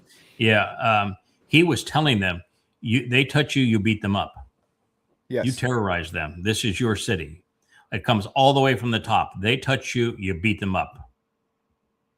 Comes all the way from the top. He kept on saying, "Yeah, this is Trump's terrorist gang. This is his personal militia, and it's designed to terrorize the country into submission, because he's not intending to leave that office, even after his ballroom is officially done, which may take past 2028. He's not leaving until 2030. What I'm saying is that these guys are acting with impunity at this point. At some point, you're going to have American people that will start following them around, and these guys are going to have to start ducking. They're going to come under fire anytime they get out of their cars and try to do something like this, because then the population just disappears into the crowds, into the population. At Pretty, he was a nurse in a hospital, and he came armed with nothing more than a cell phone camera, and his intent was to assassinate them with the truth. Record what they were doing, expose it, very much like I try to do with expose people using your words. And he was a nonviolent protester that was recording their inappropriate behavior. And he got into the line of fire because ICE came off, and they started beating up a little old lady, and he tried to protect that woman. He was a really nice man. He tried to protect the woman, and that's when they took him down and shot him dead. And so I would not advise anyone to respond to these belligerents with violence. I would suggest that I would collectively advise people to withhold their taxes, withhold any service that they're providing to the government, refuse to participate in anything that is America, until they're held accountable. I would encourage, in other words, the Gandhi kind of response, which is if the majority are non-compliant, the government can't continue to be abusive. So I would encourage people to educate themselves. Now, I would not do this unless you know the truth, unless you know Yahweh, because you'll be putting your life at risk, even to be a nonviolent protester.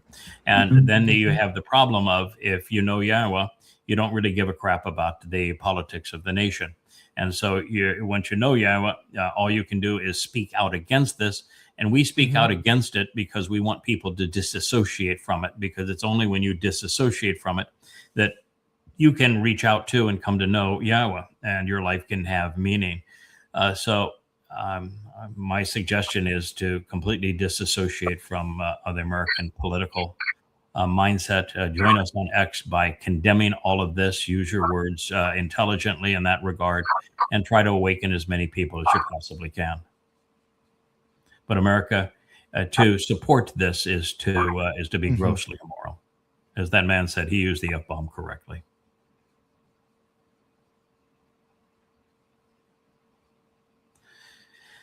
You know,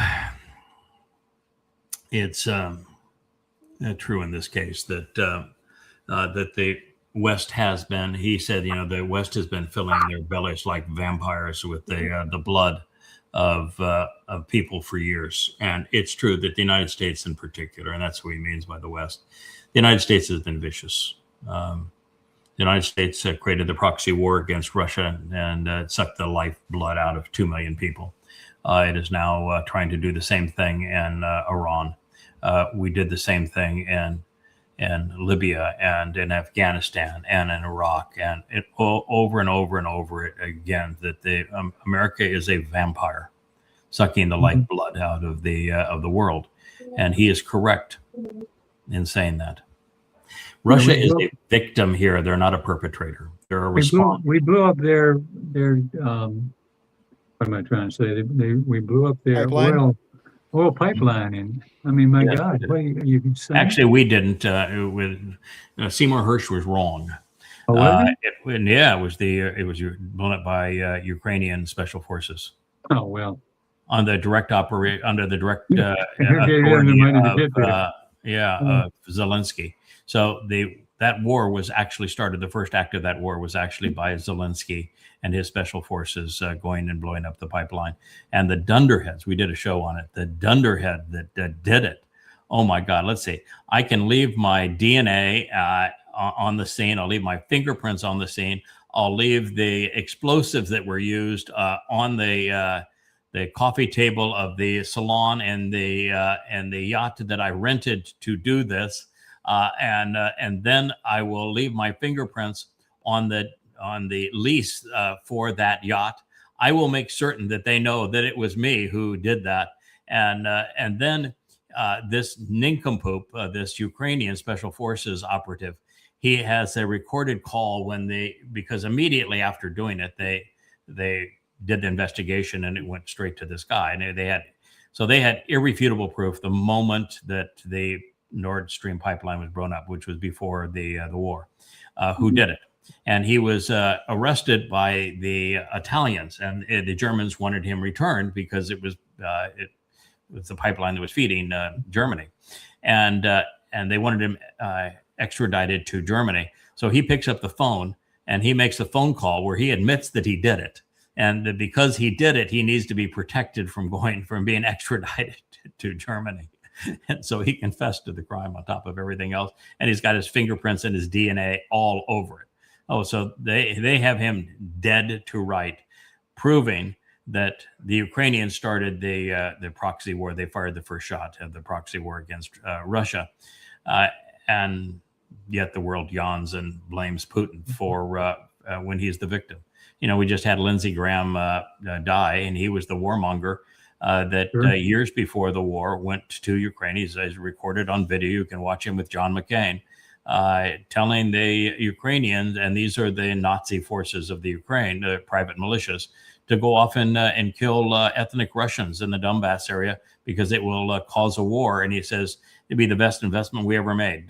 We're providing you with weapons to go kill Russians. There could be no better investment that America could ever make.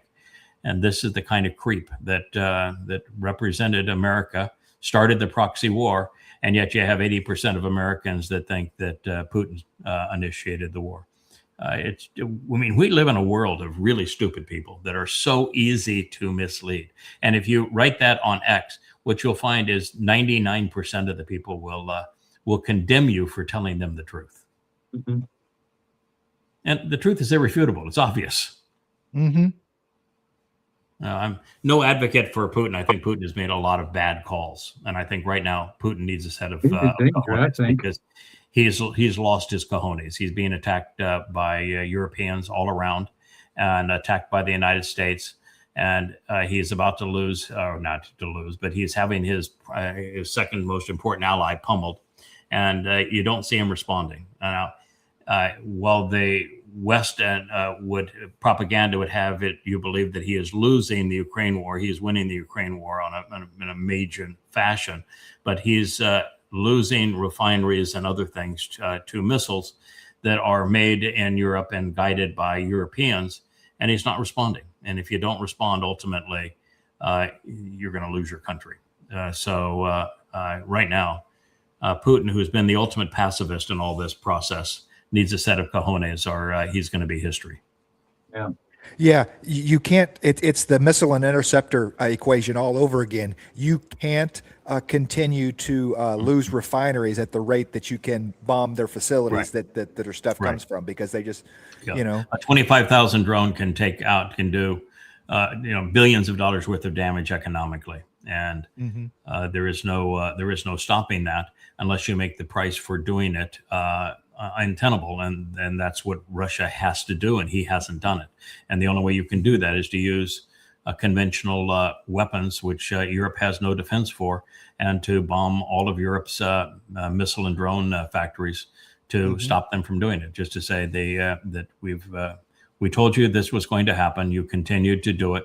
Here's the consequence. We don't want to escalate this beyond what we're doing, but you've earned this consequence, and you know it. So now, what are you going to do? If you want to escalate this into a full-on war, you're going to get creamed. Our military is 20 times better equipped and has greater numbers and better training and better weapons and better supply lines than all of yours combined. So you want to go to war, you're going to get creamed. Don't do this. Just stop.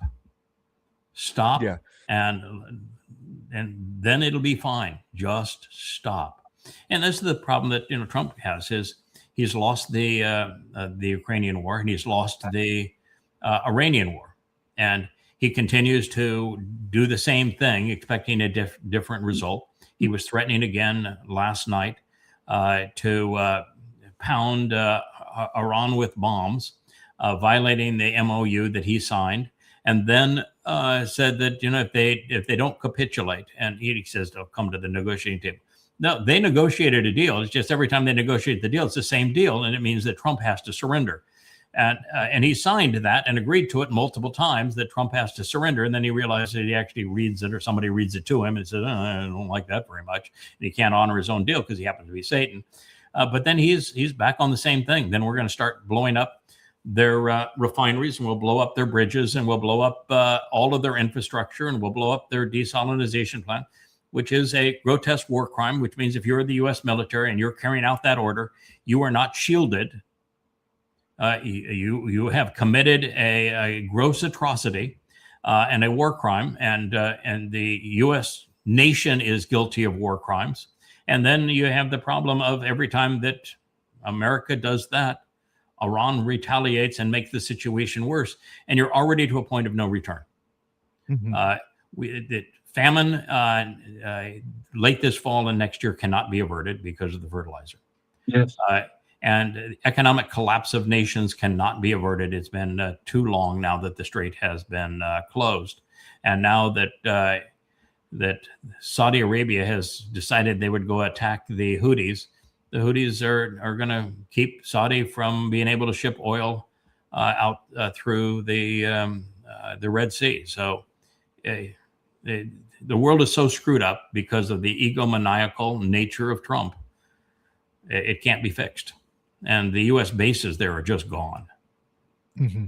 So all Trump has is a land invasion. And if he does that, you can kiss all of America goodbye. That's what the Iranians want. But there is there is no chance under any circumstances that his guardian of the sea is going to work, that his blockade is going to work. He can't go off and attack Chinese ships. Cannot do it. And so the blockade will not work. He can never go back to the bases that have been destroyed and the Arab fiefdoms that are there. He can't do a land invasion without suffering huge casualties for America. And if you think there's no way out of this war now, imagine what happens if you deploy troops to land on those islands. Then you are really in deep shit. And there is no way out, and you're going to have tremendous casualties. So we're in an unwinnable situation, and his ego will not allow him to admit that he lost, and until he admits that he lost and allows the Iranians to control the Strait of Hormuz, which that was the price of losing, then there is no remedy here. So his ego won't allow that, and that is the only way out. And then, he said, I'm going to do the Iranians wanted a 1% charge on unfriendly cargo through the strait. He wants a 20% fee on friendly cargo. All of 20%. it. Mm-hmm. He was going to continue to have the Iranians not to be able to ship anything. So he was blockading them, and on friendly cargo, he was going to charge 20%. Which is untenable. I mean, just what a stupid ass thing to say. And then somebody said, that's not only a stupid ass thing to say, it's criminal. The godfather of this criminal enterprise backed down and says, "Oh, we'll get them to make major investments. It'll be even better than the 20%." What a piece of shit! God, America, you are just so screwed up. I mean, this is an F-bomb worthy as well. Trump and MAGA, you have F-bombed this country into oblivion and have destroyed the petrodollar in the process, America's military in the process, the office of the presidency in the process, your economy, your credibility, everything you've tossed out the window, and you're now completely isolated all by yourself with a child in a sandbox having a temper tantrum. Good for you. Yeah, you voted for that. I think he's going to invade Karg Island. I think that he's going to invade Karg Island, that there will be a land war. Absolutely. My only question is, will it happen before or after the midterms? Can the people in his administration slow play him enough to say that thinks it'll happen after the midterms? So he is being advised by the former generals who are paid by the military-industrial complex, of course, to do it because they make money when Americans die. So because we're out of missiles, so Trump can't resume the war with missiles because we're out of missiles and we're out of interceptors. And truth be known now, the Patriot is an obsolete missile system. It's an obsolete interceptor system. It works about 4% of the time, and it did not keep up with countermeasures. So the Patriot is useless. That is so expensive that you can't afford to use it, and you can't replace the interceptors, but about 10 a year. So that is useless. The Patriot is useless. They are all deployed. America is vulnerable as hell. And the likelihood is Iran already has a bomb, and there's no way of rectifying that situation. Trump lost on everything, and there's no way out because his ego won't allow him out. Now, so the thought is, and he has people deployed to go be cannon fodder and land on a beach. And I can't imagine him doing that prior to the midterms, because then he is in a Jimmy Carter spot with captives and with casualties. POWs and casualties. So it's hard to imagine him doing that prior to the midterms. And after the midterms, it is conceivable only because of his insanity. It's an inconceivable act, and that it has zero chance of success and will make the situation much worse. That's not to say that he couldn't land troops on any one of the islands that are there. It's just that he cannot support them. He can't resupply them. He cannot protect them, and he can gain nothing from them. They provide absolutely nothing of value and are totally vulnerable and isolated as targets. So only a madman would do it, but he's demonic. He's mad enough to do it. So the one thing I do know about Donald Trump, there's certain things I can predict, that he is Satan incarnate because the prophet said so. He will arrive in Jerusalem on the 29th of January of 2030 because the prophet said so. And that he will announce that he is a god on the Ides of March in 2030 because the prophet said so.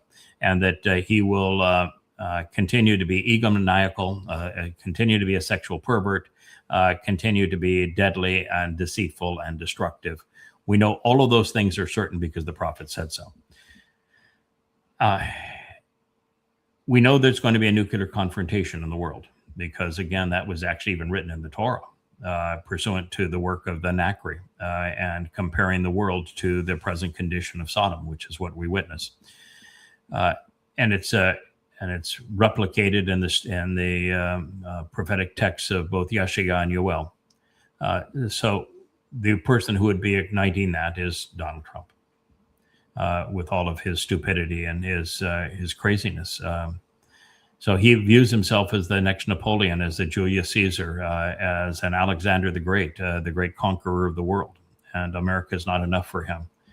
He wants the world, and no amount of death will satiate him. So is stupid land troops and American boots on the ground on the islands in the Persian Gulf, is that possible?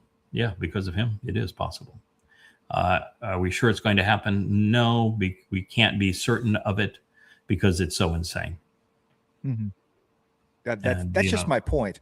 My point is that what the gloves are off when how crazy this person is, right? Correct. And so what is the absolute most insane, worst thing you could possibly do?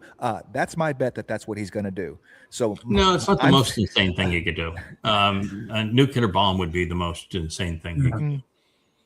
Well, he'll follow that up. Things are going badly on Karg Island. Okay, well, let's just bomb Karg Island with a nuke. That takes care of the problem, right? When Putin finds his cojones and holds Europe accountable for America to pretend that it's the great savior of NATO, and for America to respond directly to Putin, would ignite World War III instantly. But he's turned his war against Iran into a regional conflagration. So it's only a matter of time that spins out of control too. But he's doomed the world to starvation and to economic depression, and so there's no solving it now.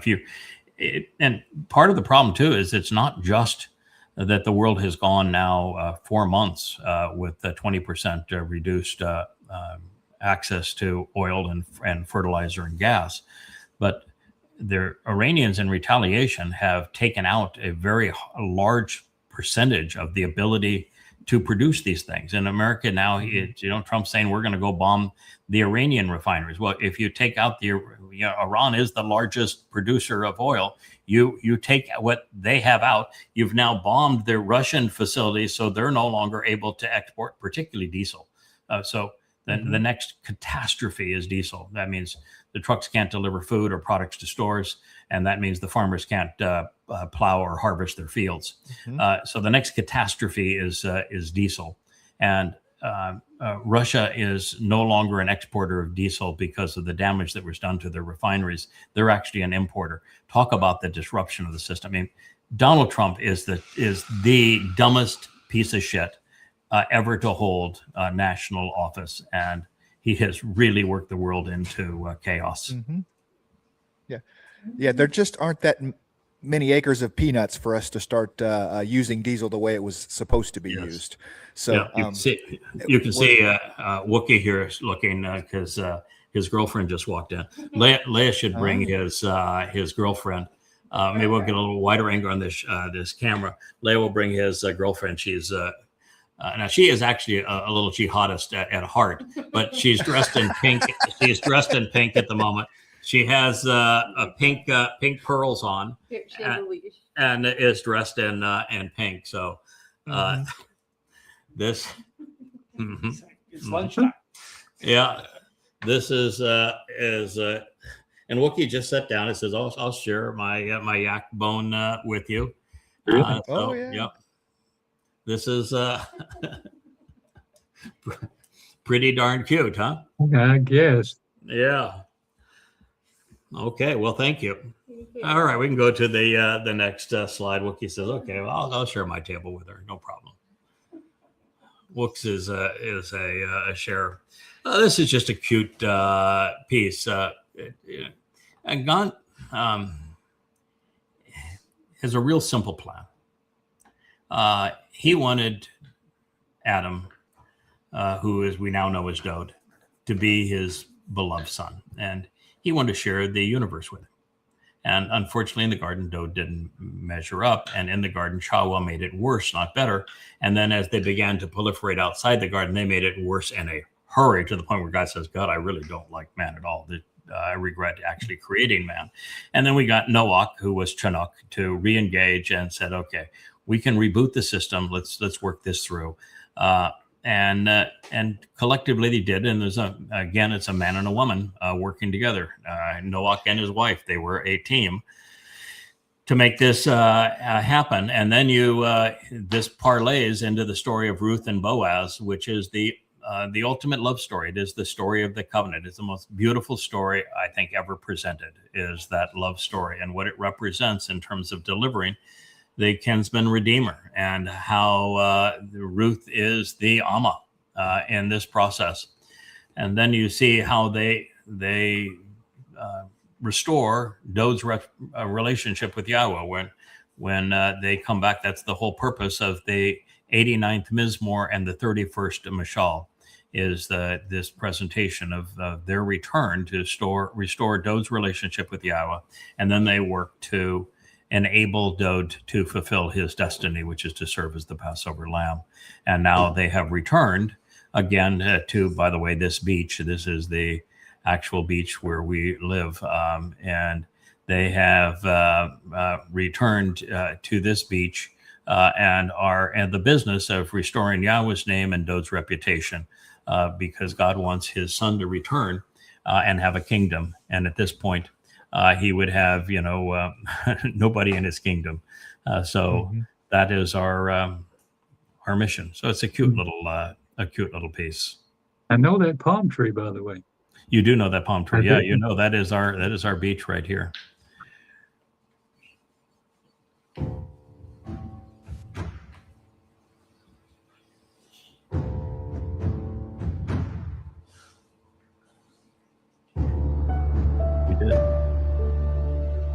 We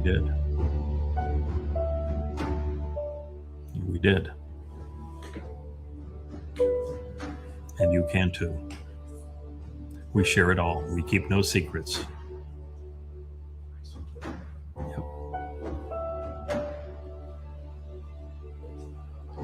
Lovely, isn't it? Very simple message. Like y'all's plan. Yeah, it's a really simple plan, and it's a lovely plan. Men and women not working in opposition to each other, working together to build and support and conceive family, which is what he's all about. And the son he wants most to be properly raised and guided is his own Dode, the beloved.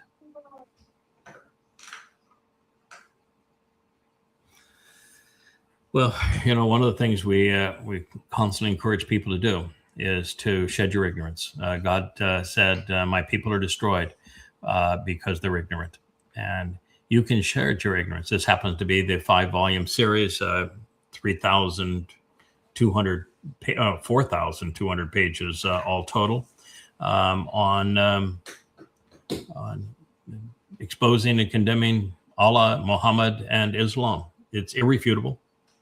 You want to understand this menace, how Satan operates, how religion operates, This is a PhD course level, and the nature of the fraud that is false gods and false prophets and religion.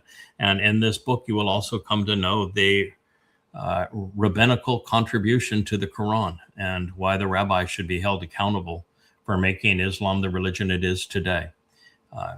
But here's in these books, I take the Quran, I provide 6 translations of it, including my own. For every verse of every surah of the Quran, I set them all into the context of Muhammad's life, rearrange them chronologically, and use the Islamic hadith that are actually more credible than the Quran because they're better documented and attributed to explain Allah's book. And it's, as I say, it's irrefutable, but it shows that Muhammad was not a prophet, Allah is not a god, that Islam is a criminal enterprise, and that it's inexcusably misogynist. It does not belong in a modern world. It needs to be quarantined, and that the intent is to perpetrate apartheid and then genocide. If you're in favor of apartheid and genocide, then you'd love it. It's not an easy read, but it's something you need to do. Yeah, I don't think it's all that hard a read. I mean, it's I mean, so interesting. It is interesting. It is. I'm talking about the subject matter is tough to stomach. I mean, you're digging through Satan's. No, you are digging through Satan's trash, but I think it's presented in such a way that you get a chuckle here and there, and there's places where it will enrage you to the point of how in the hell did the religious and political community and media community in the world get this so wrong? It's so obvious how evil Islam is, and yet you look at X or Facebook or the mainstream media or politicians or the religious, and they all have it wrong. And the truth is, if you don't want to know the truth, then you're going to be victimized, just as Yahweh has said.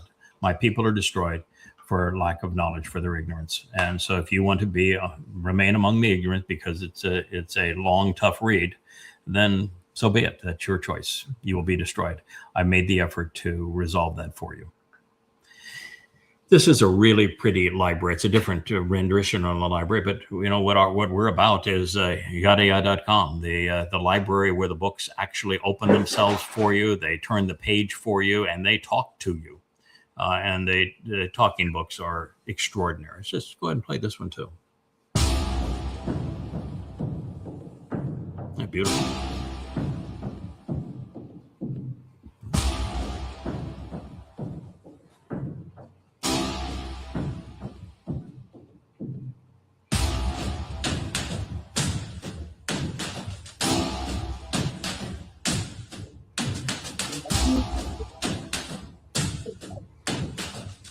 Power of the written and spoken word. Yeah, I wouldn't say yield to him is the right term, but will you respect him? That'd be the better term. Yeah, it was not the one that I thought it was, but it's still a beautiful piece of the power of the written and the spoken word. And the books that they will open up for you like that, and the words will come right out of those pages. It is the most amazing audio book ever, because it is the integration of the actual book where the pages are open for you. The pages turn themselves for you. They highlight what you're on. You can read the words and even pause it and copy and paste every word into a search engine to validate them and to stop it, and it'll resume where you were. And they have multiple voices on every book that speak all of this to you. It's the most extraordinary expression of the written and spoken word brought together in human history. And it's done on the most important books ever written, because they will literally save your soul, and they will explain the world to you as it actually is.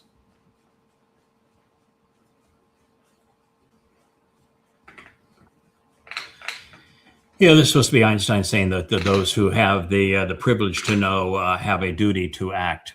And I would go to one step before him. I think we all have a responsibility to know.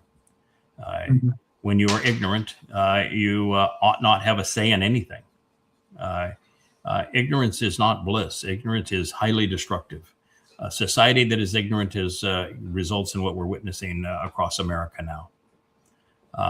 It's ignorance that keeps that Ukraine proxy war going. It's ignorance that keeps the Iranian war going. It's ignorance that causes people to lash out and hate Jews. It's all based on ignorance. It is pure ignorance that causes MAGA to continue to thrive. It's ignorance that caused the Democrats to be Marxists. When you advocate ignorance, as all of these political and religious entities are doing, you are destructive. And I think we have a responsibility to learn, to know. As I say, the byline of who we are is listen, learn, and live. Listen, learn, and live. It's a responsibility. It's a call to be accountable. It is absolutely, now that you say that, absolutely astounding to me that we are in the middle of two wars and there is absolutely no pushback against the United States removing itself from either conflict whatsoever, from the left or from none whatsoever. And it's actually worse than that, because we kidnapped the head of state of a country and we're confiscating the oil. We've got Rubio as the viceroy of Venezuela, literally confiscating their lifeblood and putting it in a Donald Trump bank account. At the same time, Donald Trump is demanding that the U.S. control Greenland. At the same time, he's blockading and threatening Cuba. At the same time, he is threatening, and that's what his speech is going to be on tonight. He's going to blame China for meddling in the U.S. Elections, when in fact it is the U.S. that is the principal meddler in elections in the world, and has been for the past 75 years. It's the biggest spout of hypocrisy in the world that he's going to tout tonight. And here you're taunting Russia into world war, and you're taunting China into war, and you've got 3 live wars going simultaneously. And it only happens because most people are just ignorant. You were to poll Americans, it'd be 80-85% that thinks that Putin is the aggressor in Ukraine versus the United States, or that thinks that the Iranians are the bad guys in this present war. I mean, I despise Islam, and so the Islamic State gives me the willies, and nobody knows Islam better than I do. So I know how awful an Islamic theocracy is. But by the same token, I know that the Iranians were the victims in this war, and that the United States and Israel are the perpetrators, and that they, as much as I love Israel, the government of Israel is complicit in doing something that was incredibly destructive to Israel. In fact, Iran checkmated Israel. Israel has no moves left. They're completely isolated and defeated, and their egos won't allow them to say it, which is why this next 7 years is going to be so reprehensible for Jews, because they can't get it out of their goddamn heads that their God has abandoned them because they were obnoxious, and they continue to be obnoxious and belligerent, and the whole world has come to hate them. And the world has come to hate them, some for their own cause. Yes, Christianity is a huge part of that problem, because the Christianity blames Jews for killing their God. And Jews are hated by Muslims because the rabbis mocked Muhammad after selling them, after he sold them, the rabbis sold them Talmud stories. And then when he claimed they were Allah, the rabbis mocked him. And so a psychopath turned on the rabbis and the Jews. So they created that enemy. They created the Christian enemy because they trained Paul to be the a-hole that he was, and creating the myth of Jesus. And they never responded to him when it was so easy to do so. And they didn't. So they're responsible for the monsters that are terrorizing them. And now they've turned the world against them by their destruction of Gaza, which was just unbelievably brain dead. It had zero chance of working, and it was 100% guaranteed to turn the world against Israel, and it has. And the subsequent 2 wars against Iran, where the Iranians played them for fools and checkmated them. Israel, you're really screwed up at the moment. You're very hard to defend. You know, I didn't realize, if I may interrupt that, I didn't realize that how pivotal the story was of Moshe in the desert when he just, first he says, "Just kill me. I can't stand it." And Yeah, then they became so bad. He said, "Good. I don't have to talk to you. I don't want to talk to you. I'll just talk to the people I want to talk to." Yeah, that was actually fulfill God gave up on them before Moses did. Yeah. So that's it's interesting. When they came in and they started being religious and cantankerous and belly aching about everything, God actually gave up on them. He had one last shot where he said, "All right, give them 3 days to get prepared. I'll come down. At least I'll bring my light down and my voice down from the top of the mountain. I'll speak directly to them." And they were obnoxious. They told God to shut up and go away. They never wanted to hear from him or see him again. And God said, "Yeah, that makes perfect sense. I'll honor that request. I don't want to see you guys either. You stink to high heaven. You're obnoxious." And so they had already done that. And in the what you're talking about is the 11th chapter of Numbers, where they're only 3 days out of Choreb, and the children of Israel become so belligerent that God burns up everything around their camp. Yeah. So once again, it's God that gets angry with them first. And then Moshe is looking at this and saying, "Wait a minute, they're obnoxious to me. They're threatening to kill me. They're belly aching about everything. And then the God that I'm serving here is burning. He's so mad at them. He's burning up the camp." And so Moshe, for the second time, went to God and said, "You're a meanie. You putting me in this position is grossly unfair. I don't appreciate it. I'm resigning from it. And if you don't like that, then just go ahead and kill me." And the Jews were obnoxious, and God was just more disgusted at them than was Moshe. And it just got worse. It never got better, and it still hasn't gotten better. And that is a pivotal point where God's made it very clear that he wasn't going to talk directly to them again, and nor is he going to interact directly with them again. And by the time you get to Hosea, God's writing them a letter of divorce. Yes. And saying, "Because you're so religious, I'm divorcing you. I'm divorcing you for religious infidelity. You have all of these false gods. You can just go to hell, as far as I'm concerned." And he says, "I am leaving, and I am not returning until you return to me." And so, of course, that's what we see in the 10th chapter of Yeshaya as all of these events play out. He's got everything. God didn't miss a trick. It's got it all. And he finally says, there's a remnant, and they'll shub. And when they shub, I'll shub. But he's not shubing. He's not returning to care or protect Israel until there's the remnant that returns. And at the same time, he's obliterating the religious. They run out of time to shub. Shub for shub or no shub for you. And in the end, no shub means obliteration. Oh, with some incarceration, with a dash of incarceration, I should say. But yeah, it's an amazing story that the Torah is the most anti-religious book in the world. And there is no book ever, including Mein Kampf or the Quran, that speaks more negatively of religious Jews than does the Torah. That's why when Jews, rabbis pretend to be Torah observant, I said, "You're nothing but hypocrites." If you read the Torah, actually cared about what the Torah said, you'd know that Yahweh is God's name and that he hates religion and is most opposed to Jews being religious. And the consequence of a Jew being religious is to die. Now, don't pretend to be Talmud observant. You're not. You're lying. My people are destroyed for lack of knowledge. Yeah, this is the one thing. Realize that when all things there's too little understanding and people become too inconsiderate of you. The old line that is the better line is that no good deed ever goes unpunished.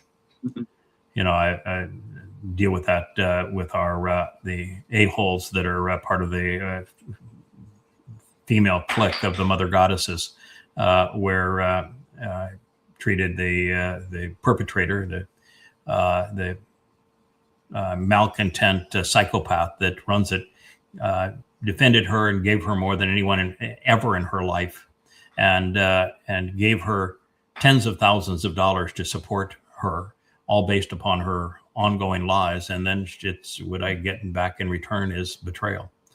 and not just betrayal by her, but she dragged a whole lot of people into her lies, and it is ultimately reprehensible. And they're posted. They hashtag my name on social media, and post these lies about me when I was the most generous person they had ever known, and the most protective person they have ever known. It's the epitome of no good deed ever goes unpunished. And I'm here to tell you, I will have a very long memory in this regard. And the only thing they could have ever hoped was just to lie down and shut up, because then I would have been less focused on putting the world out of their harm's way for them. I would not have been nearly as fixated or focused on making certain that they are held accountable. But they continue to double down, and so I will not lose sight of what they have done.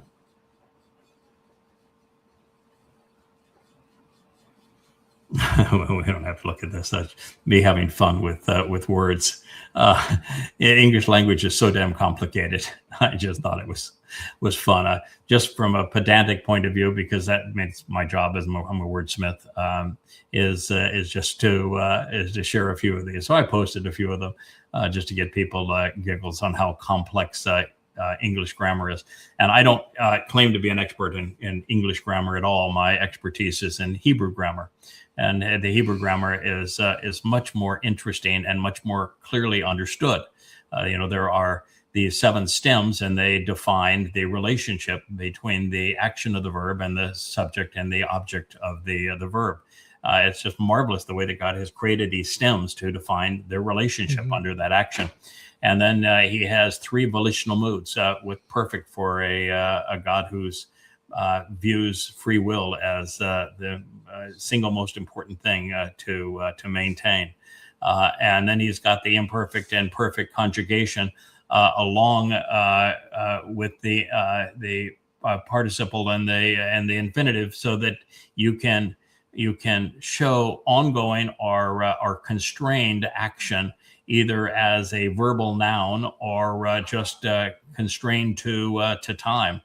And it's so much better than past, present, and future tense to be able to define the action of a verb, either on an ongoing basis or a truncated basis, either with the them being presented as actionable nouns or just as defining the action between the subject and the object in an ordinary way. It's just a marvelous language. So I love the Hebrew grammar and have come to appreciate it much more than English grammar, where I would probably still flunk, which is why I have copy editors. We occasionally have a subject-verb disagreement, not too often, but we'll make 4 or 5 of them in a book that need to be corrected. And we have some dangling modifiers and some run-on sentences. And occasionally I'll make a statement that doesn't have a verb in it. And, most sentences need a verb. But, in Hebrew, there are a lot of sentences without verbs. God makes the point through the words that he has chosen, and it doesn't necessarily have to have a verb.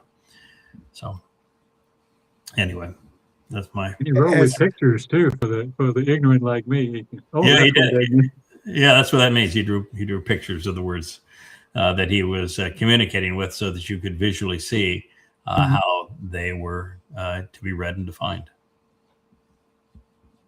I think it's more of an issue of our cognitive abilities degrading over time, that English has come about being more specific, of having to say more words to define or describe the same picture or the same thing, where in Hebrew it's done contextually, very simplistically with one word, because it's understood. I mean those one words though conveyed a meaning that we need many English words to convey what the word meant.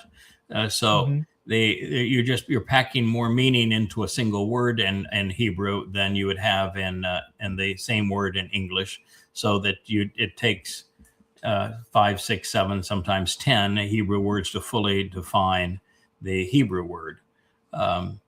But the languages are just different. One of the tragedies of English is that the longer it's been around, you get to the point where there's more exceptions than rules. And when there's a language where there's more exceptions and rules, I'm really uncomfortable with it. So I write as I speak. And sometimes, that bothers the purist and the linguist. And it's the job of my fact checkers. And I have 5 really wonderful fact checkers. They are really, not fact checkers, but editors. 1 fact checker and 4 editors. And they are really good. I mean, their understanding of English is so far superior to mine, and their adherence to grammar rules. And 99% of the time, I will adjust what I have written so that I'm conveying what I had to say in a way that is grammatically correct in English when they point something out. But occasionally I'll just let it ride and say, it's trying to be either funny or make a point by not being grammatically correct. And sometimes that's important when you have books that are as emotionally and mentally packed as these are. So when you read something that isn't grammatically correct, it's usually because I overrode the editors, which is my prerogative. I'm responsible. Rich said that he got a new connection out to the outdoor studio, so that we're going to have a better streaming quality out there. Is this true? I guess that's so. We haven't been out there as often. It's my favorite by far, but we haven't been there quite as often. Mainly because we've had this bout with Sahara sand. And so you lose some of the contrast with the Sahara sand, and sometimes the wind blows there, and it's a little bit more challenging. My favorite by far. It's easier to do the show in here. We just have more tools to get it done, and you can see the luminary shows we're doing in here now. We brought one of our cameras over here, and we're still getting outdoor shots, so that we're not stuffed up inside of a dark room, because those ocean shots are the views that I have right out of this window here. Kirk, you've been here and seen that. Yes. So we're trying to bring a little of the inside here, and then we really do have the Ocean Studio dialed in now, where it's a much better studio. We're going to work a little more on the connectivity to it, and Rich is on that. He's got about 20 dangling modifiers right at the moment that he's trying to deal with. He's working 14 hours a day at least, and so it's a lot to deal with. I mean, he really has a full plate. Let's go one more, and then we'll call it a day, fellas. But it's great to see you again, Kirk. I'm so glad. Oh, it's a pleasure and honor. Thank you for having me. Have a good time. So there's a price to pay for speaking the truth. There's a bigger price for living the lie. I disagree. Yes, there is a price to pay for speaking the truth. Truth has always been unpopular, and it has never been as unpopular as it is right now. You want to know what it's like to speak for God, you should spend a day in my shoes. This is a really, really difficult. Well, look what Moshe did when he was exposed to it.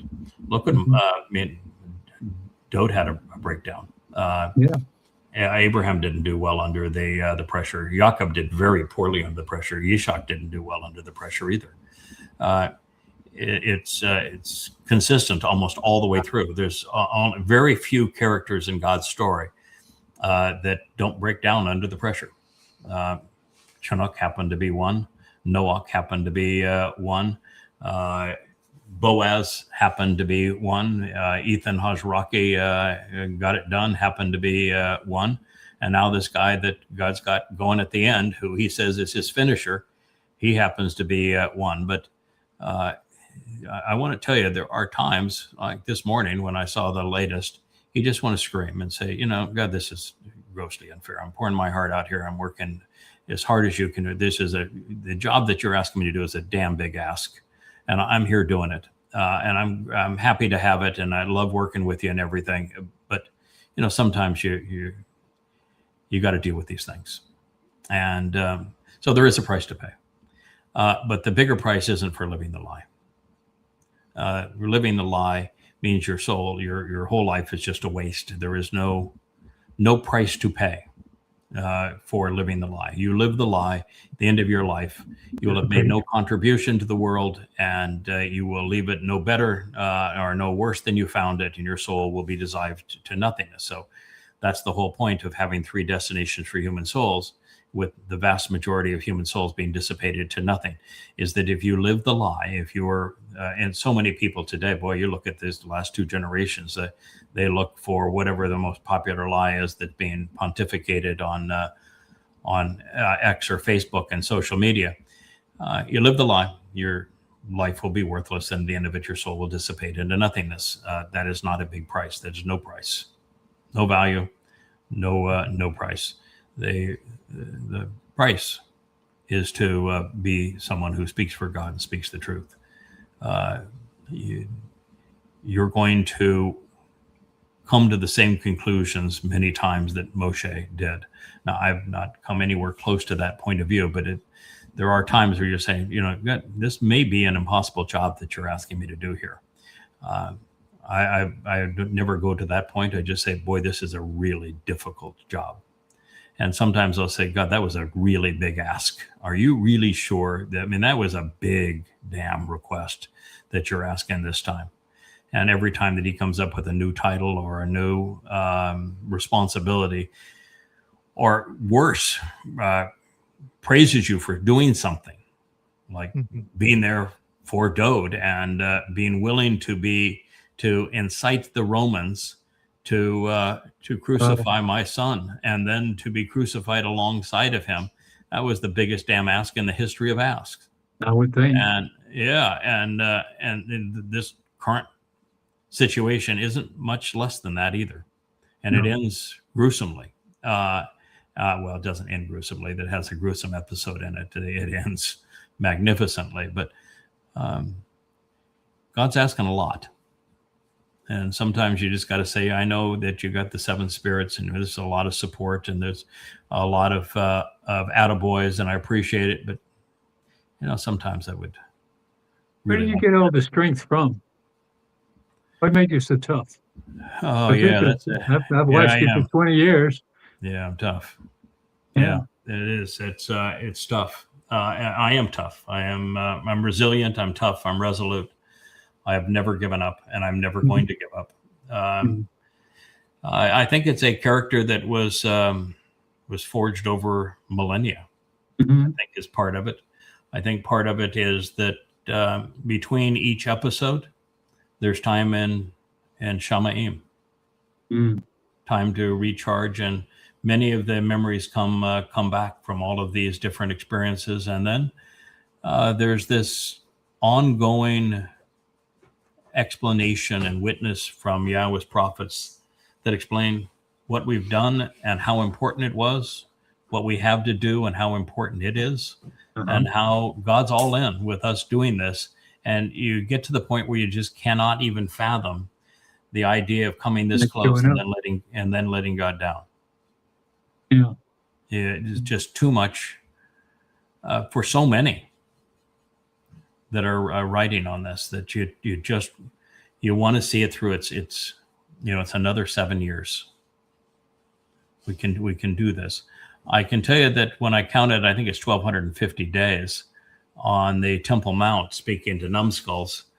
That's going to be tough duty. I want to tell you, speaking to numbskulls for 1,250 days and realizing that 99.999% of the numbskulls are going to be like this mother goddess cult that we're dealing with, just impervious to evidence and reason. It'd be like, posting 30,000 posts on X and expecting to have a positive result. It's a lot of effort for very little return, and yet that very little return does two things that mean the world to Yahweh. They provide his son with the kingdom that he wants, and they facilitate a positive response to the promise that God made, that he would ultimately restore his relationship with Israel. And so it doesn't have to be a lot of them, and that the remnant is enough of them. So we do what's required for God to be able to honor the promise he made. And we provide for his son the kingdom that God wants him to have. And we restore his reputation. We restore Yahweh's name. And that's extraordinary enough. That's enough. And we're not going to accomplish anything more than that. Some things we do. I mean, we leave the world without excuse in terms of the religions of Islam, Christianity, and Judaism, and God wanted that. And we leave with a highly educated, involved, and committed covenant family that will serve God's people over the 1,000 years of the millennial Shabbat and Pretty wonderful. Be part of God's family for forever. And we've created a really robust library that will become the book of knowledge, is already the book of knowledge, but will be officially acknowledged as such. And I think we've set an example. And the example is, the job is tough, a lot of obstacles, a lot to overcome. But you can do it. You can figure it out. You can listen to what God says. You can learn from him. You can live as a result. You can actually do this. It is doable. And I think just about the fact that we're here doing it and consistent doing it and sharing everything and offering it freely and taking the lumps as a result sets the example that God wants. It's doable. It's achievable. What a deal. So I think there's a lot. Yeah, there's a lot. And you said you've been with me for over 20 years. We've never flinched. No, not at all. I've been amazed at the whole process, and I still learn. I sit here and take notes. Yeah, that's good. Yeah, I do too. My notes make their way. I get as much as into the listening as talking. Yeah. I don't. Yeah. Yeah. When you get your strength back a little bit and you get your home situation worked out a little bit, and I know you've tested clean now for the big C. So this is a really encouraging thing, and that you're each day you're gaining your strength back, and we still got some work to do on getting Sylvia back totally to health. Yes. But once you're settled, I'd love to see you start a show. It could be on just teaching the Hebrew Paleo Torah alphabet. It could be on the grammar. It could be on the definitions of words based upon the alphabetic characters that were used to describe them. It could be going through your glossary, or if you don't like those things, pick another subject. But you're knowledgeable, you're credible, you're presentable, you're all the kinds of things that is somebody that engaged doing this would be really beneficial. And the nice thing too is that you're so well liked by everybody that you could pick almost anybody to be your co-host. How about if I just go to all theirs? I just be. Well, you can you can absolutely do call the next witness. You could do that and in the meantime, I could probably do that. Make a major contribution to that. But you're very kind. Ultimately, I think that that whether or not you do a Yada Yada book club, or you do a glossary, or you do the perspective that can be gained from the letters, or you help explain the grammar of Hebrew, and you have a tutorial that helps people understand, which you've done over the years, or just show how you take a book and fact check it because you've done it so often. Yes, you could walk through the process of validating it and fact checking it, and Kevin will definitely help with the tools to do so. You've already got the camera and the lights and the ears and the microphone, so you've got all that already working for you. And it is easier to do it with. I think most things are easier with the co-host than they are alone. Well, you like to speak to somebody. At least when we were doing all those shows, we could trade off each other and just keep the conversation going. So Just know, a sound out to the screen. Exactly. So it would be better. And as I say, you're beloved, so you could pick almost anybody to partner with you. And there are just really a lot of wonderful folks out there that would love to do a show with you. You can pick, anytime. You can do it once a week. You can limit to an hour. In fact, Rich and I said, because there's so much to finish in these 3 volumes that I'm writing right now, that we'd keep this show under an hour and keep the Luminary shows under 45 minutes in the afternoon. And so far, I'm doing a really good job. How's it working for you? Yeah, how's that working for me? I don't even put the timer up anymore. Yeah, that's true. That's part of NAR. Highly verbal, verbose. Highly verbal. Uh-huh. Speaks. Man can talk, can he? He is a talkative one. That one. This is only the second day of the shortened version. Yeah, this is the second day of the shorter version, and You're off to a great start. 2 hours. I'm and off 45 to a minutes? great start. Well done, boss. I'm bullish. Yeah, I'm bullish on everything. It's true. Hmm. All right. Well, on that note, Yes, sir. signing off. Take care. Good day. See y'all later. Bye, y'all.